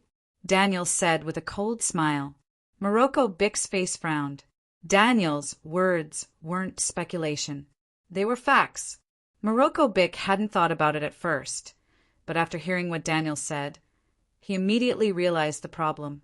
Jura Van Melson had even said that they could kill each other. In fact, he had already planned to let them kill each other. Imagine if a few people teamed up to kill a vicious barbarian hunter. Jerwan Melson had told them that this vicious barbarian hunter could only belong to one person. Then, how would the few people in the team decide who the prey belonged to? Of course, they would kill each other.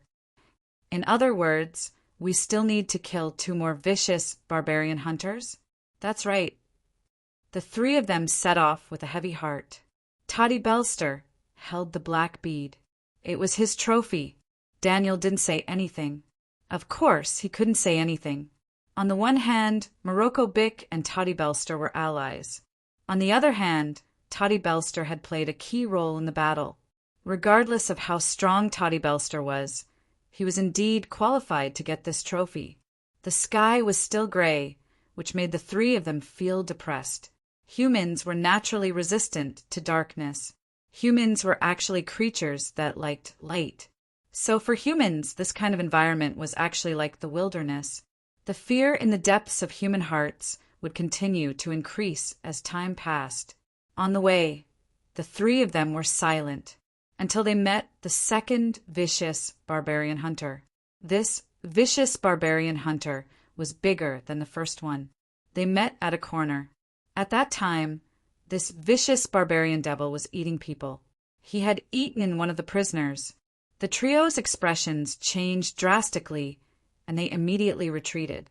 After the ferocious barbarian hunter saw the 3 of them, apart from the initial shock, it actually revealed a casual expression.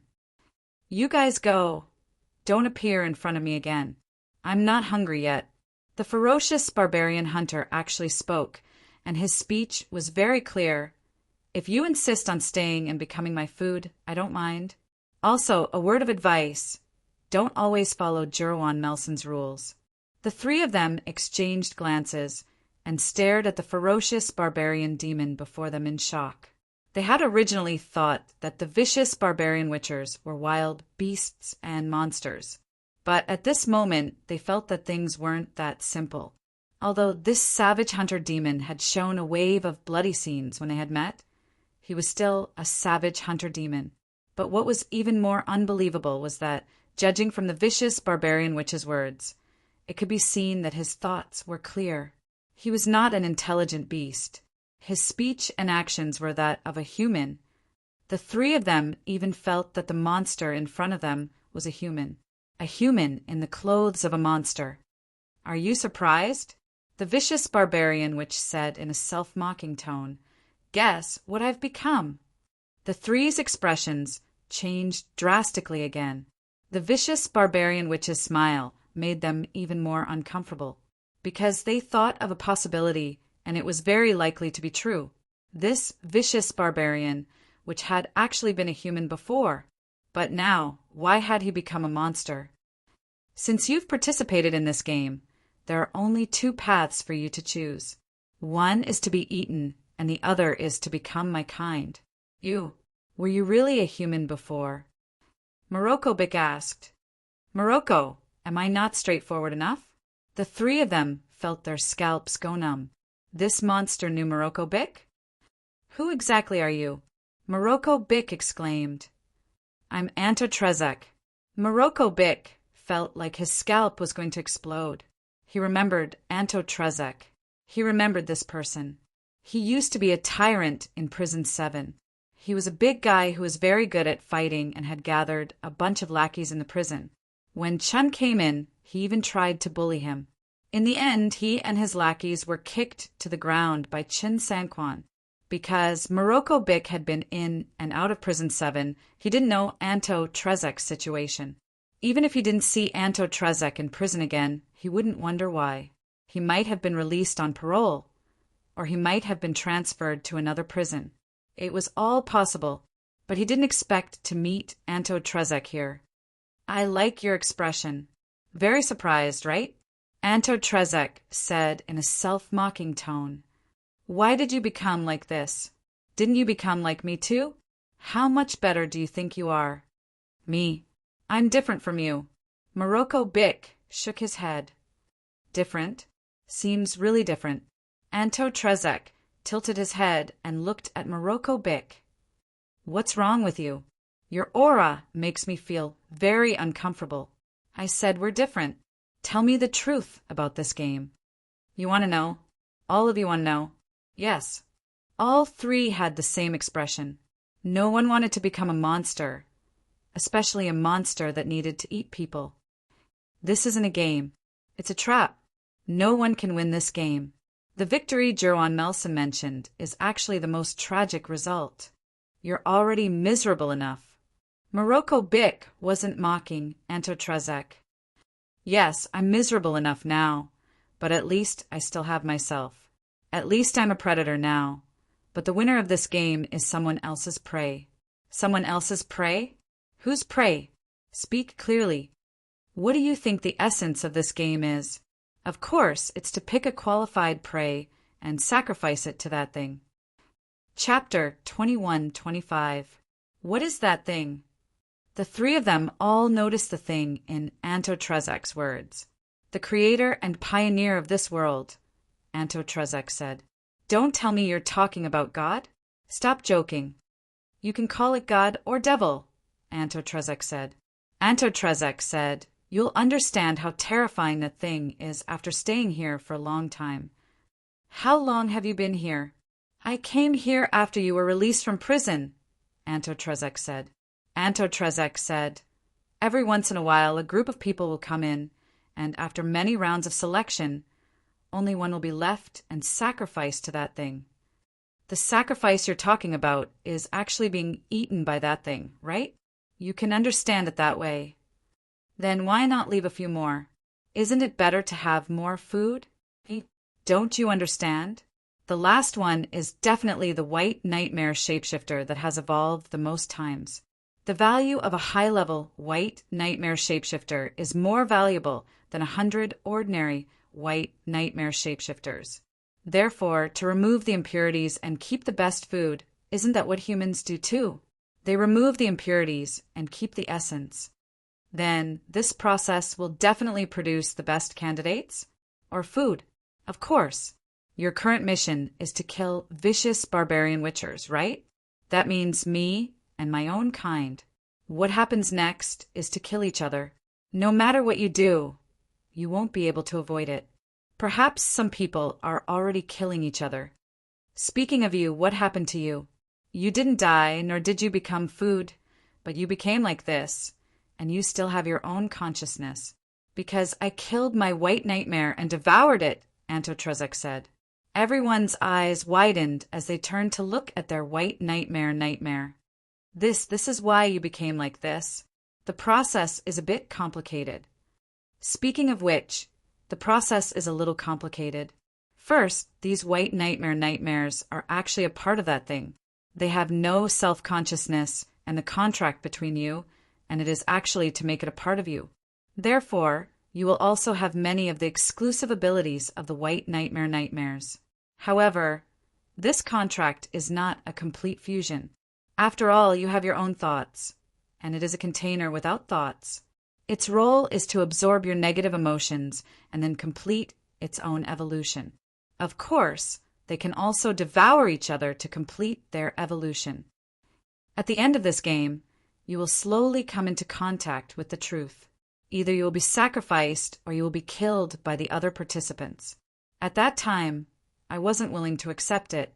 I wasn't willing to be devoured. So a few of us thought of this method. We devoured our own white nightmare and truly fused with them to avoid the fate of being sacrificed. Anto Trzek said calmly. Anto Trzek said calmly, but there's a problem with devouring each other. Our emotions and thoughts tend to be chaotic. Those who have defeated and devoured other people's white nightmare will fall into madness after devouring their own white nightmare. Coincidentally, I didn't devour other people's white nightmare, so all I received were my own negative emotions. Why can you avoid the fate of being sacrificed after devouring your own white nightmare? Because that thing is formed from countless powerful and chaotic thoughts. It doesn't have high intelligence, but it has boundless power. Its power covers this chaotic world. So you and I can't escape its senses in any corner of this world. We can't avoid our final fate either. The only way is to deceive that thing. So I completely fused with the white nightmare and made it think that I am a part of it. So we only have one choice. The choice is up to you. I'm only telling you the truth. Of course, you will know the truth soon. Then you will face the same choice. The three of them had serious expressions. They could know for themselves whether Anto Trzek's words were true or not. But what if it was true? Do you have any suggestions? Don't die too early, Anto Trzek said. Right now, Mirror Lake Manor was quiet. The moonlight was reflected on the lake's surface. The entire manor was filled with peace and tranquility. Chun Zhao was sleeping soundly with Fei Lai in his arms, but the vibration of his phone woke them up. Fei Lai pushed Chun Zhao lightly. Darling, phone. Chun Zhao picked up the phone with his eyes closed. President, Helith's voice came from the other end. Helith, what time is it now? 2:30 in the morning. Tell me, what's the matter? The bottle containing the crazy corpsedemon's saliva that I gave you last time broke. Huh. Chun Zhao was suddenly much more awake. Do you know what I used that corpsedemon's saliva for? Someone you don't like, but you need his help. Helith was as calm as ever.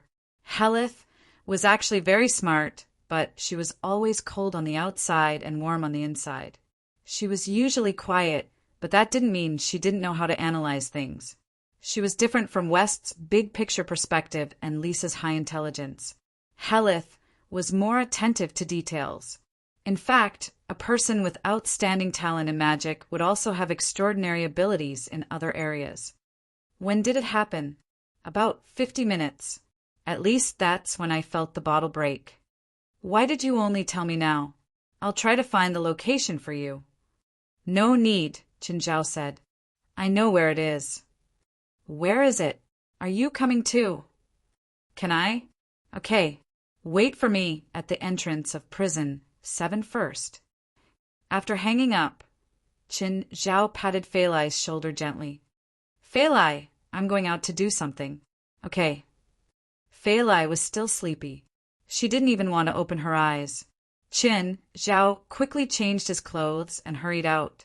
Soon, he arrived at the entrance of prison 7. Meanwhile, Helios arrived a step later. President, I want to learn flying spells.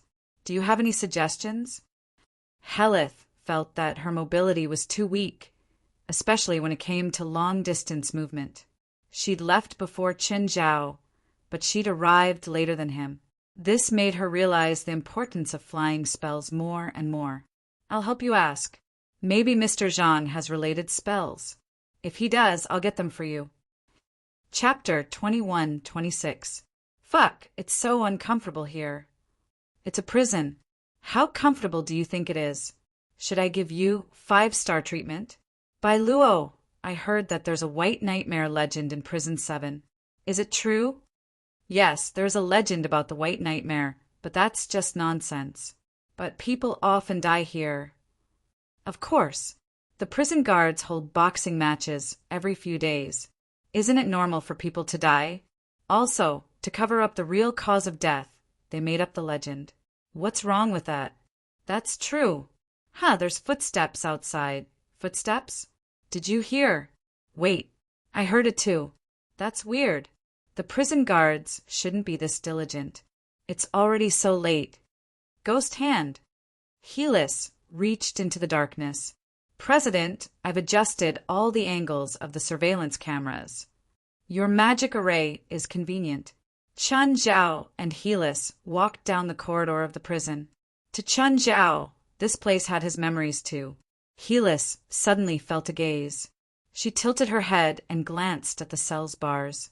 2 prisoners were looking at them from inside. A malicious smile appeared on Helis' face.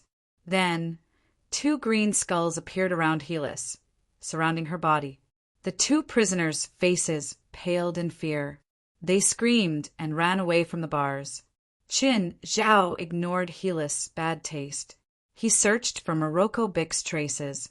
However, Morocco Bic seemed to have disappeared. Qin Zhao couldn't sense his aura at all. Qin Zhao found Morocco Bic's cell. It was empty. There wasn't a single person. President, where's the target? Disappeared, Qin Zhao said. But there's some strange magic waves here. Let's search. We should be able to find some clues. It was a prison, but to Chun Zhao and Helis, it was like entering an uninhabited land. Finally, Chun Zhao found the source of the magic waves. There's a lower level in this prison. The magic waves are coming from there. With that, Chun Zhao jumped to the bottom. He stomped on the ground and jumped in. Halis followed closely behind and went down. Chun Zhao saw a large number of white nightmares surrounding one person. The person had been sitting cross-legged on the ground. Sensing the arrival of uninvited guests, he immediately opened his eyes and looked at Chun Zhao and Helis. Kill them, the man shouted. All the white nightmares charged at Chun Zhao and Helis. Chun Zhao didn't even need to do anything in this situation. Halis was enough. The aura of death instantly spread out. Those white nightmares instantly died upon coming into contact with the aura of death. He couldn't even get close to Chun Zhao and Helis. The man raised his eyebrows and spread his arms. A black hole appeared behind him. The man fell backward and disappeared into the black hole. Seeing that the black hole was about to close, Chun Zhao immediately charged inside. However, after he entered the black hole, he realized that he was in midair. Guild leader, save me. I can't fly. Chun Zhao turned his head and saw that Helis had followed them in, and she was doing a free fall. Harit could not fly, so there was nothing she could do. At the very least, most conventional methods would not be able to deal with free fall. Chun Zhao reached out and caught the falling Halis. Just then, Chun Zhao felt a terrifying aura rush toward him. Boom! The aura hit Chun Zhao directly. Halis flew out of Chun Zhao's hand. Chun Zhao hurriedly steadied himself and grabbed Halis. Small world. This place was enveloped in someone else's small world. But wasn't this small world a bit too big? Just then, the person from before appeared before Chun Zhao again. This time his aura was many times stronger than before. His entire body exuded a vast and boundless aura. Strange? How did he become so much stronger?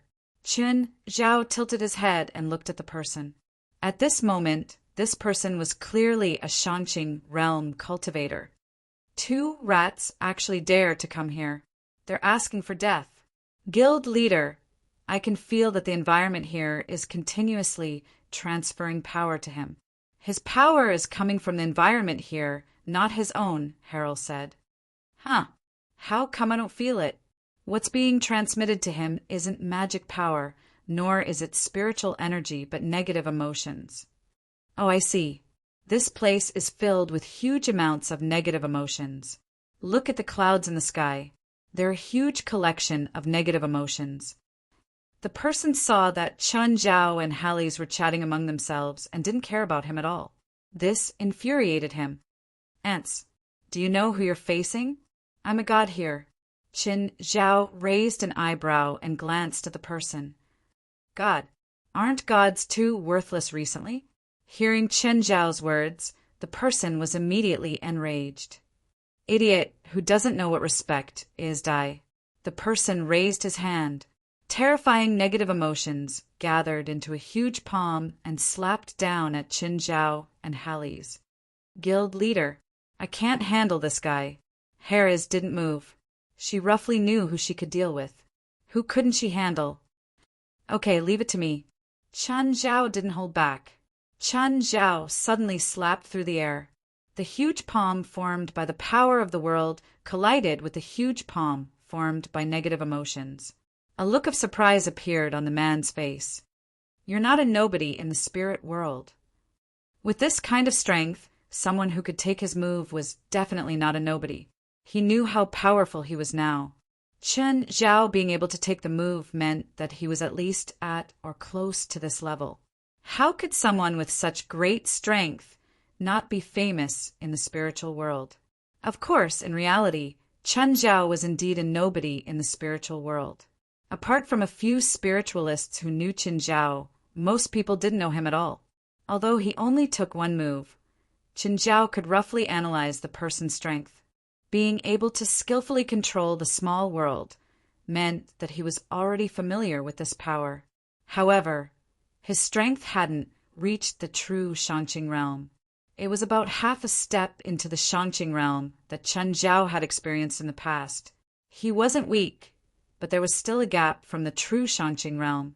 Two people half a step into the Shangqing realm couldn't be compared to a complete Shangqing realm master. But to regular spiritualists, he was still very powerful. For example, a master like Hallie's had no chance of winning against someone half a step into the Shangqing realm. Chapter 21-27. However, this kind of master was really nothing before Qin Zhao. After all, he was borrowing someone else's power. How strong could he be? Everyone could be compared to a water tank, so there was a limit to the amount of power they could store. The difference between half a step into the Shangqing realm and a complete Shangqing realm was not just a half, but a zero. However, Qin Zhao had never heard of this master. A figure of this level shouldn't be a nameless figure in the spirit world. Was he pretending to be low-key, like Qin Zhao? Eyes, have you heard of this person? No, I don't think he's a living person. Eyes' senses were sharper than Qin Zhao's. His soul isn't complete, and it doesn't fit perfectly with his body. It feels like an incomplete soul has taken over someone else's body. Smart girl. The person looked at Eyes. If you're 50 years older, you might have heard of my name. 50 years old? You were one of the people involved in the North American riot 50 years ago. Eyes asked in surprise. That's right. I'm Ronald Johnson. I'm also called the Glory of Day in the spiritual world. Do you know this name? Harold shook her head. She had never heard of this name or this title. Seems like it's been too long. It's been half a century and no one remembers my name anymore. Ronald Johnson sighed. But it's okay. In the future, I'll make this name resound throughout North America. No, this time, it'll resound throughout the entire spiritual world. You think you can do that? I'm afraid it's not enough. You can't even beat our president, Eyes said directly. Him? I can't beat him? Ronald Johnson looked at Qin Zhao in disdain.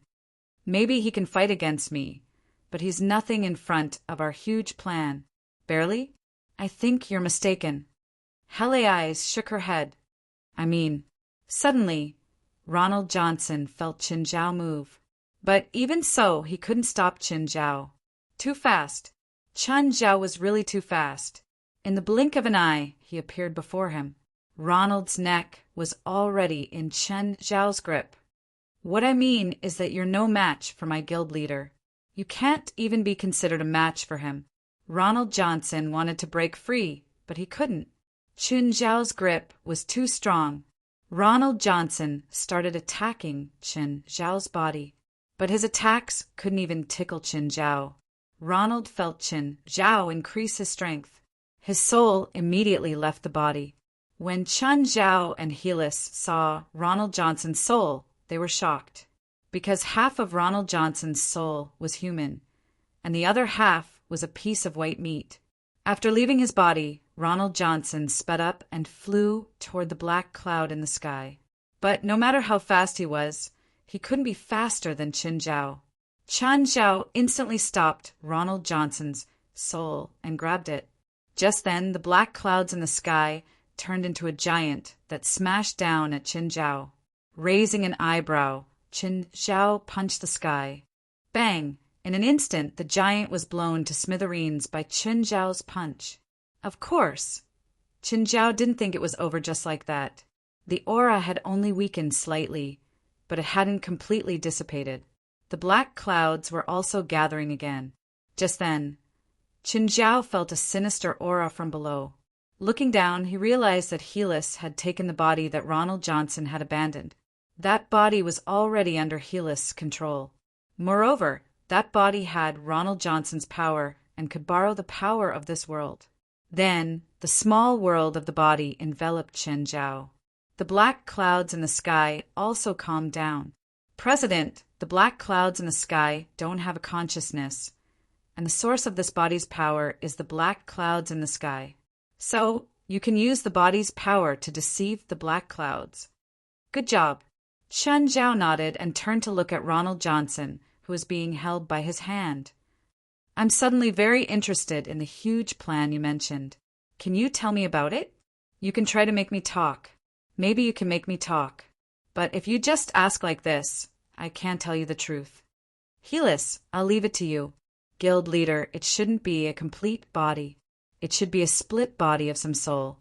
So, none of my methods have any effect on it. Although I can make it feel pain, I can't make it submit, Shifeng said, shaking his head. The scene where the black clouds in the sky had turned into a sky-high giant. Almost everyone in this small world had seen it. Everyone looked up at the sky in disbelief. It was as if they had seen a legend. No one knew what had happened. Why had the black clouds turned into a sky-high giant and then disappeared? But the process had been too short. No one could understand. Trezek, do you know what happened just now? I don't know. Anto Trezek shook his head. I've never seen that before, but that thing is the ruler of this world. You mean that thing is the culprit behind this scheme? The three of them gaped. After all, they'd been wondering if they could take a gamble. It seemed like he could kill the thing that Anto Trezek was talking about. But when they heard Anto Trezek say that the sky-high giant was the culprit, they completely despaired. How could humans fight against that thing? It was impossible. Humans couldn't defeat that thing at all. No, I can't stay here. I don't want to become that thing's food. I don't want to become a monster. I want to escape. Tell me, how do I escape? How do I escape from here? Toddy Belster shouted in horror. Kill that thing. Anto Trezek pointed at the black clouds in the sky and said, If you can destroy it, you can escape from here. Kill that thing? If I can do it, do I need to escape? Toddy Belster was almost in despair. His mentality was about to collapse. Morocco Bick and Daniel were silent. Is there no other way? Morocco Bick asked. At least I don't know of any other way. Maybe you can think of a way with Jura Van Melson. Maybe he has a way. Of course, the premise is that you can beat him. Chapter 21-28. Morocco Beak, Toddy Belster, and Daniel left. All three of them had a lot on their minds and were very worried about their future. According to Anto Trezek, Jura Van Melson might have a solution. But he also said that Jura Van Melson was very powerful. It could even be said to be terrifying. With their abilities, it was impossible for them to defeat Jura Van Melson.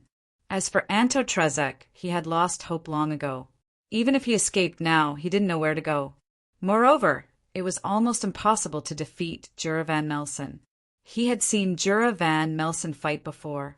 Even if there was a 1 in 10,000 chance that he could defeat Jura Van Melson by accident, it would be useless. After defeating Jura Van Melson, they would face the cruelest enemy. Just then, Anto Trezek heard footsteps. Anto Trezek licked his lips.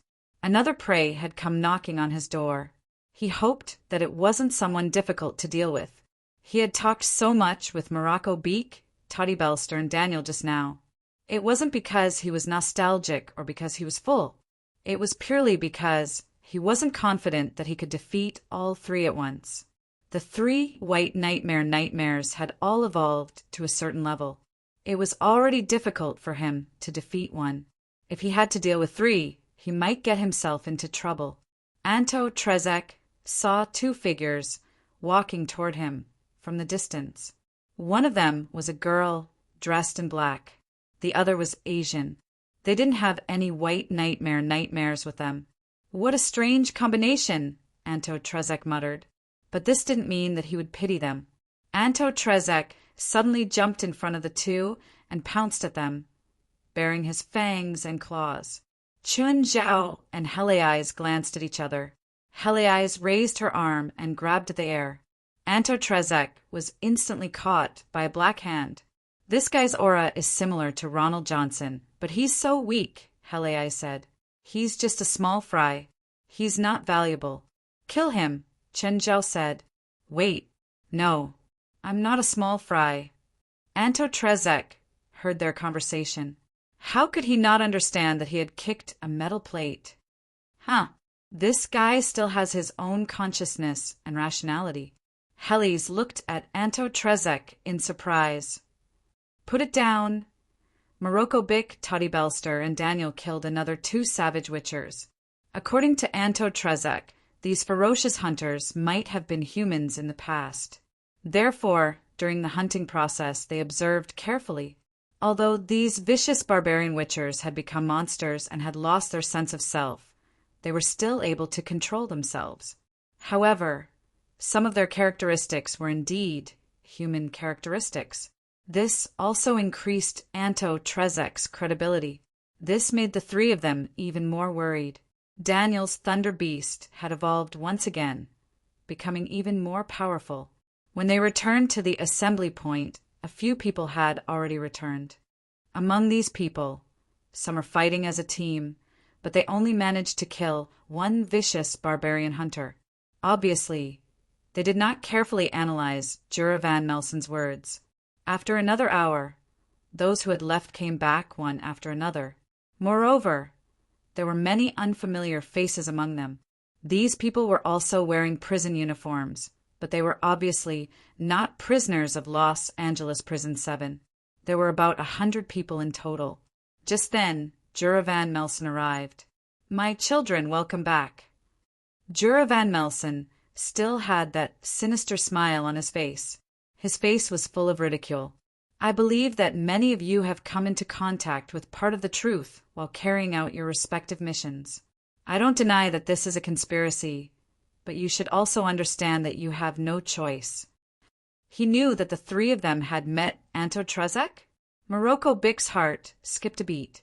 If that was the case, he also knew about their conversation? No, he didn't know that the three of them had met Anto Trezek. He knew of certain existences here, and he knew the truth. But he did not care whether the truth was exposed or not, because no one here dared to resist him, and no one could resist him. There was a commotion in the crowd. A few people's eyes flashed with eagerness. Morocco Bick noticed those people. Where did they come from? Those people looked like they were from other prisons. Could the other prisons also be connected to this place? Just then, a bright light burst out of those people's eyes. Morocco Bick thought to himself, they are going to make a move. Sure enough, the four people rushed at Jura Van Melson at the same time. Holy light! Dawn! Glory! Starlight! The four people shouted, and their bodies burst out with the powerful power of holy light at the same time. The four people all raised their arms high and put their palms together. A sword formed by the power of holy light slashed at Jura Van Melson. Jura Van Melson seemed to be unable to react, and the four swords of holy light instantly slashed into his body. However, Jura Van Melson's smile did not change. He reached out and grabbed one of the swords of holy light. Crack! Jura Van Melson's palm that grabbed the blade of the sword of holy light made a sizzling sound and smoke rose. The power generated by the negative emotions on his body reacted violently with the power of holy light. You entered San Francisco's first prison for this day, right? Jura Van Melson looked at the four people. The power of holy light on you is so strong. You should be from the church. Did the church send you to kill us? Evil, stop talking nonsense and die. Die. Even if I want to die, you're not qualified to kill me. Jura Van Melson suddenly increased the strength of his palm. Bang! The blade of the sword of holy light was directly crushed by Jura Van Melson. Your holy light is useless in front of me, so let me purify you of death. Countless black tentacles burst out of Jura Van Melson's body, and these black tentacles wrapped around the four people. After these black tentacles wrapped around the four people, the end of the tentacles drilled into the four people's mouths. The skin of the four people was drying up at an alarming rate. Their power of holy light did not bring them hope. Hiss! The skin of these four people was directly torn open, revealing a black spiritual body inside. The souls of these four people had been contaminated, and now they were called fallen souls. Chapter 21-29. Wistana, you didn't sleep last night. Yangwa glanced at the time. It was 6 a.m. Even a cultivator, like him, would find it hard to stay awake for a whole night. If he didn't sleep, he wouldn't have the energy and the power of his spells would be reduced. But that was because Yangwa had a normal schedule. It was a good habit of sleeping early and waking up early. For example, he woke up at 6 a.m. to exercise. Wistana rubbed her forehead. Yang, I found some unusual information. Oh, what did you find? Last night, after Blitz mentioned the incident from 50 years ago, I looked through some files. I found that White Nightmare wasn't the only prison in Prison 7, and it wasn't the only prison in Los Angeles that had unknown deaths. Wistana handed a file to Yangwa. Look, this isn't an isolated case. In the past 10 years, more than 4,000 prisons in America have all had the same thing, and it's happening frequently. The White Nightmare is spreading more and more. Yangwa took the file and flipped through it. He found that the rumors about the White Nightmare were spreading in an unusual way. It seemed that someone was intentionally spreading the rumors about the White Nightmare. In addition, in the past 10 years, more than 50,000 criminals have gone missing. Most of these disappeared criminals were treated as jailbreakers. However, many of the criminals that have been recorded have disappeared for no reason. The information recorded in these files was shocking to the eye. There were nearly 5,000 prisons in America, and more than 4,000 had records of unconventional disappearances and deaths. Moreover, all of them pointed to the White Nightmare. This made people ponder over the issue. 50,000 people went missing in the past 10 years, and there were definitely some that weren't recorded. After all, the number was huge, so it was inevitable to miss something. Look at this file. Yangwa took the file. It was the construction records of all the prisons in America. Almost all of the prisons that had accidents had undergone engineering modifications. It seemed that someone had secretly set up a huge network without anyone noticing. This can't be done by 1 or 2 people. It's likely that a large organization is planning something. That's what I'm worried about. We know it's not a good thing, but we don't know anything about the other party's plan. Can you find out where the prisons are being built? And the blueprints? I can, but there are too many of them. It will take a lot of time. We don't have to investigate everything. As long as we investigate a part of it, we can make a deduction based on that part, Yangwa said worriedly. I have a very bad feeling. I hope nothing bad will happen. Yangwa's expression was solemn. The disappearance of tens of thousands of people was a major event that could not be ignored in any place. But here, in a country where human rights were paramount, almost everyone ignored it. It had to be said that this was a great irony. Of course, Yangwa did not have the habit of changing this legal system. As the saying goes, one should not meddle in politics if one is not in a position, not to mention the affairs of other countries. However, as the consultant of the psionic team, Yonguo was still very serious about his job. Anto Trzek said in a trembling voice. He told them everything he knew. There was no need to hide anything, nor was there a need to. After all, he had already said it once before. It was just a retelling. Guild leader, I think I figured out their intentions. Someone probably wanted to create a calamity emissary. At least the process is the same, said Heliais. Calamity emissary? It's not something a living person can think of. In the past, there was a powerful spiritualist who sensed that his life was coming to an end. Then he started a series of preparations. He found the evilest person in the world and extracted the negative emotions of this evil person. Then he released his soul and mana source from his rotten body and used the negative emotions as a breeding ground to nurture his soul. Finally, a calamity emissary was born. But is it the same as a calamity emissary? The process is actually the same, but it's 10,000 times stronger. Someone plans to use all the prisoners in America and their negative emotions as a breeding ground to nurture a monster. It can't be called a calamity emissary anymore, right? A calamity emissary, Anto Trzek interrupted. Someone set up a passage connecting all the prisons in America to this place. This passage is not only for passage, but also to absorb the negative emotions of all the prisoners. How many prisoners are there in America? Even Chen Zhao gasped. He didn't know the exact number. However, he knew that America had the highest number of prisoners in the world.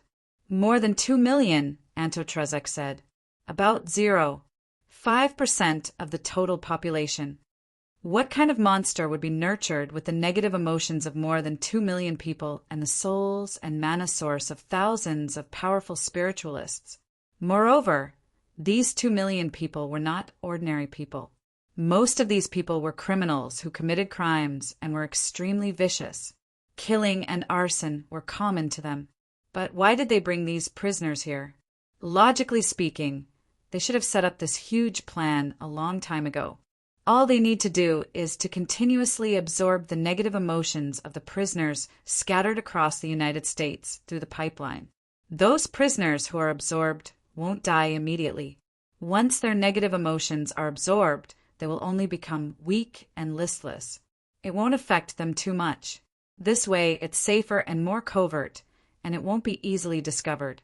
However, they brought some prisoners here, which increased the risk of them being exposed. It's the body, Harold said. The calamity emissary's body hasn't matured yet. It needs a body that's also filled with impurity and corruption. So they brought these prisoners here. Then they pick out the best and fuse with them. This person or group of people might be survivors of the war 50 years ago. Qin Zhao narrowed his eyes. I suddenly have the urge to devour this calamity emissary. Anto Trzek shuddered. What's wrong with this guy? I've said it so clearly. Didn't he understand? That's a dangerous existence. This guy actually wants to devour such a terrifying thing. Is that something a human can devour? He had only devoured his own negative emotions and became like this. What does this guy want to become? I've decided. This guy is mine, Chen Zhao said with certainty. Chapter 2130. President, if you want this guy, it's best to find its real body. The black cloud in the sky isn't its real body. Can you sense where its real body is? No. This alternate space is completely enveloped by its aura. I can't find its exact location. Do you know where that thing is? Chen Zhao looked at Anto Trzek. No, you really don't know. Really? Anto Trzek said helplessly. Anto Trzek said helplessly. I've never been to that place, but Jura van Melsen should know. Who's this Jura van Melsen? He's the one who brought me here, Anto Trzek said. Maybe he's not alive either. Then where can we find him? The building in the middle of the swamp. We call it the Colosseum. Of course, only humans fight there. Anto Trzek pointed in a direction. But he clearly didn't want to go. Right now, he just wanted to be a quiet monster, to eat a few humans who trespassed into his territory every day. That was his greatest wish right now. He didn't want to challenge Jura Van Melson or that thing that was close to God. But Chun Zhao and Helis didn't plan on letting him go just like that. Lead the way, Chun Zhao requested. He didn't care if Anto Trezek was willing or not. I don't want to go. I don't want to die. Your choice now is to either kill you now or lead the way for us. The answer was obvious. Anto Trezek gave in. Compared to that terrifying thing, Anto Trezek was more afraid of Chun Zhao and Helis, because both of them had that kind of willful personality. They wouldn't listen to someone else's will. Anto Trezek led the way, but when he turned around to look at Chun Zhao and Helis, he realized that there was another person beside them. The person was expressionless, his eyes rolling back. He walked forward step by step. Chun Zhao and Helis followed behind, but their feet didn't touch the swamp. They looked like they were floating on the swamp. Who is he? He wasn't with you earlier. When did he appear? Anto Trezek asked. He's not a living person. He's just an empty shell, Harold said calmly. The aura of this empty shell could conceal their movements. Otherwise, as outsiders, the two of them would be constantly attacked by the black cloud of negative emotions. Therefore, this body was indispensable. Anto Trezek did not show any expression when he saw that person. There was no sign of anger on his face. It seemed like it was really, as they said, this was just a shell, although he was very curious as to where this body came from. However, when he thought about their identities, it wasn't that strange. The Colosseum wasn't too far away. Soon they saw a crude building. The so-called Colosseum was actually built by piling up countless boulders. Although the scale was huge, there was no sense of beauty. There were countless white nightmares standing on the messy stone walls. They used the stone wall as their nest. We can't go any further. If we do, the white nightmares will tear us to pieces. Anto Trezek looked at Chun Zhao, his face full of terror. Go on, go forward. I don't want to die. Your current attitude will only hasten your death. Helis looked at Anto Trezek with a sinister look. Fine, fine. Anto Trezek turned around. His legs were stiff. He wasn't willing to take a step forward at all. Just then, the white nightmares on the stone wall saw them. But what puzzled Anto Trezek was that the white nightmares didn't attack. Usually, as long as an outsider entered their field of vision, they would attack directly. Why didn't they attack at all this time? Were they not close enough? However, they had already reached the bottom of the stone wall. Anto Trezek followed Chun Zhao and Harold into the Colosseum. At the center of the Colosseum, a dozen people and their white nightmares were engaged in a fierce battle. Chun Zhao, Harold, and Anto Trezek's arrival didn't attract anyone's attention, even though Anto Trezek looked like a pure monster. In the surroundings of the Colosseum, there were still many people watching the fierce battle in the middle. Their attention was focused on this bloody battle. Of course, even without the battle, Anto Trezek wasn't that eye-catching, because many people's white nightmares were even more twisted than Anto Trezek's. So, even if someone saw Anto Trezek, they would at most think he was Chun Zhao or Harold's white nightmares. Just then, Chun Zhao felt a gaze land on him. Chun Zhao turned his head and looked in the direction of the gaze. When Morocco Piccolo saw Chun Zhao, his expression changed. Then, when he saw Anto Trezek beside Chun Zhao, his expression changed again. Why was Anto Trezek here? Did they know each other? Oh, Anto Trezek had been taught a lesson by Chun Zhao before. So, they definitely knew each other. Chun Zhao walked toward Morocco Piccolo. Not only did he see Morocco Piccolo, but he also saw Toddy Belster beside him. As for Daniel, Chun Zhao completely ignored him. Why are you here? Morocco Piccolo asked in a low voice. To save you, of course. After all, I sent you into danger. How can I ignore you?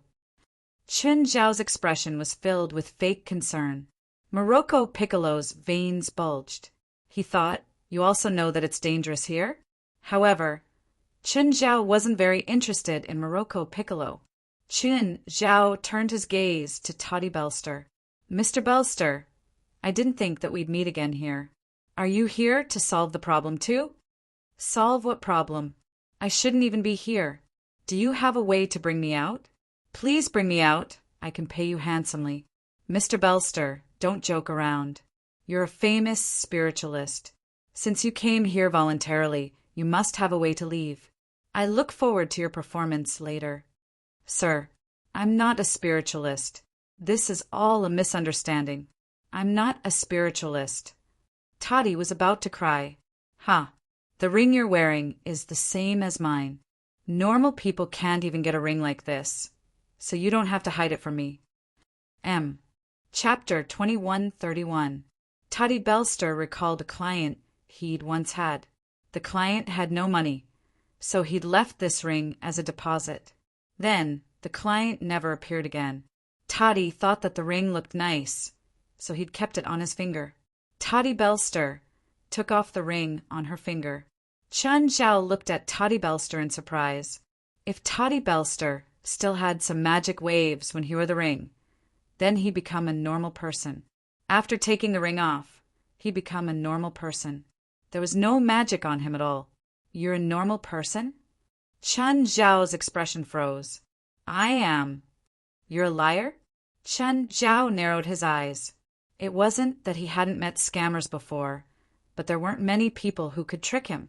Toddy Belster was the only one who'd tricked him so thoroughly. Of course, Toddy Belster wasn't someone who'd tricked him voluntarily. So, Chun Zhao didn't plan on killing him for now. Morocco, Toddy, you know him? Daniel asked darkly. Chun Zhao glanced at Daniel. Hallies also frowned. President, can I kill him? Never mind, Chun Zhao said indifferently. He might not be able to leave here alive. What did you say? Daniel was enraged. Perhaps because of the sudden power, Daniel's previous cautiousness had turned into arrogance. This was a process that most acquired spiritualists had to go through. They thought that the power they'd obtained was unique. They thought that they could already fight against everything. They thought that they had everything. Some people ended up on a path of no return because of this. Of course, most of them were killed by their seniors. Suddenly, a terrifying aura surged toward them. Boom!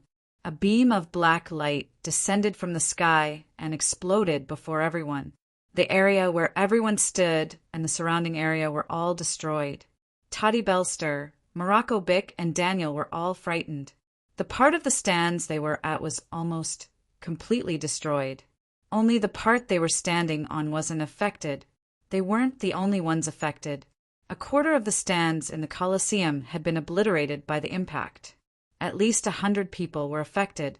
These people, along with their contracted white nightmare, were all turned into ashes. The three of them looked up and saw a giant screen of black and red rising in front of them. It was this giant red and black screen that had protected them from the attack. After the impact, the crimson-black screen slowly descended.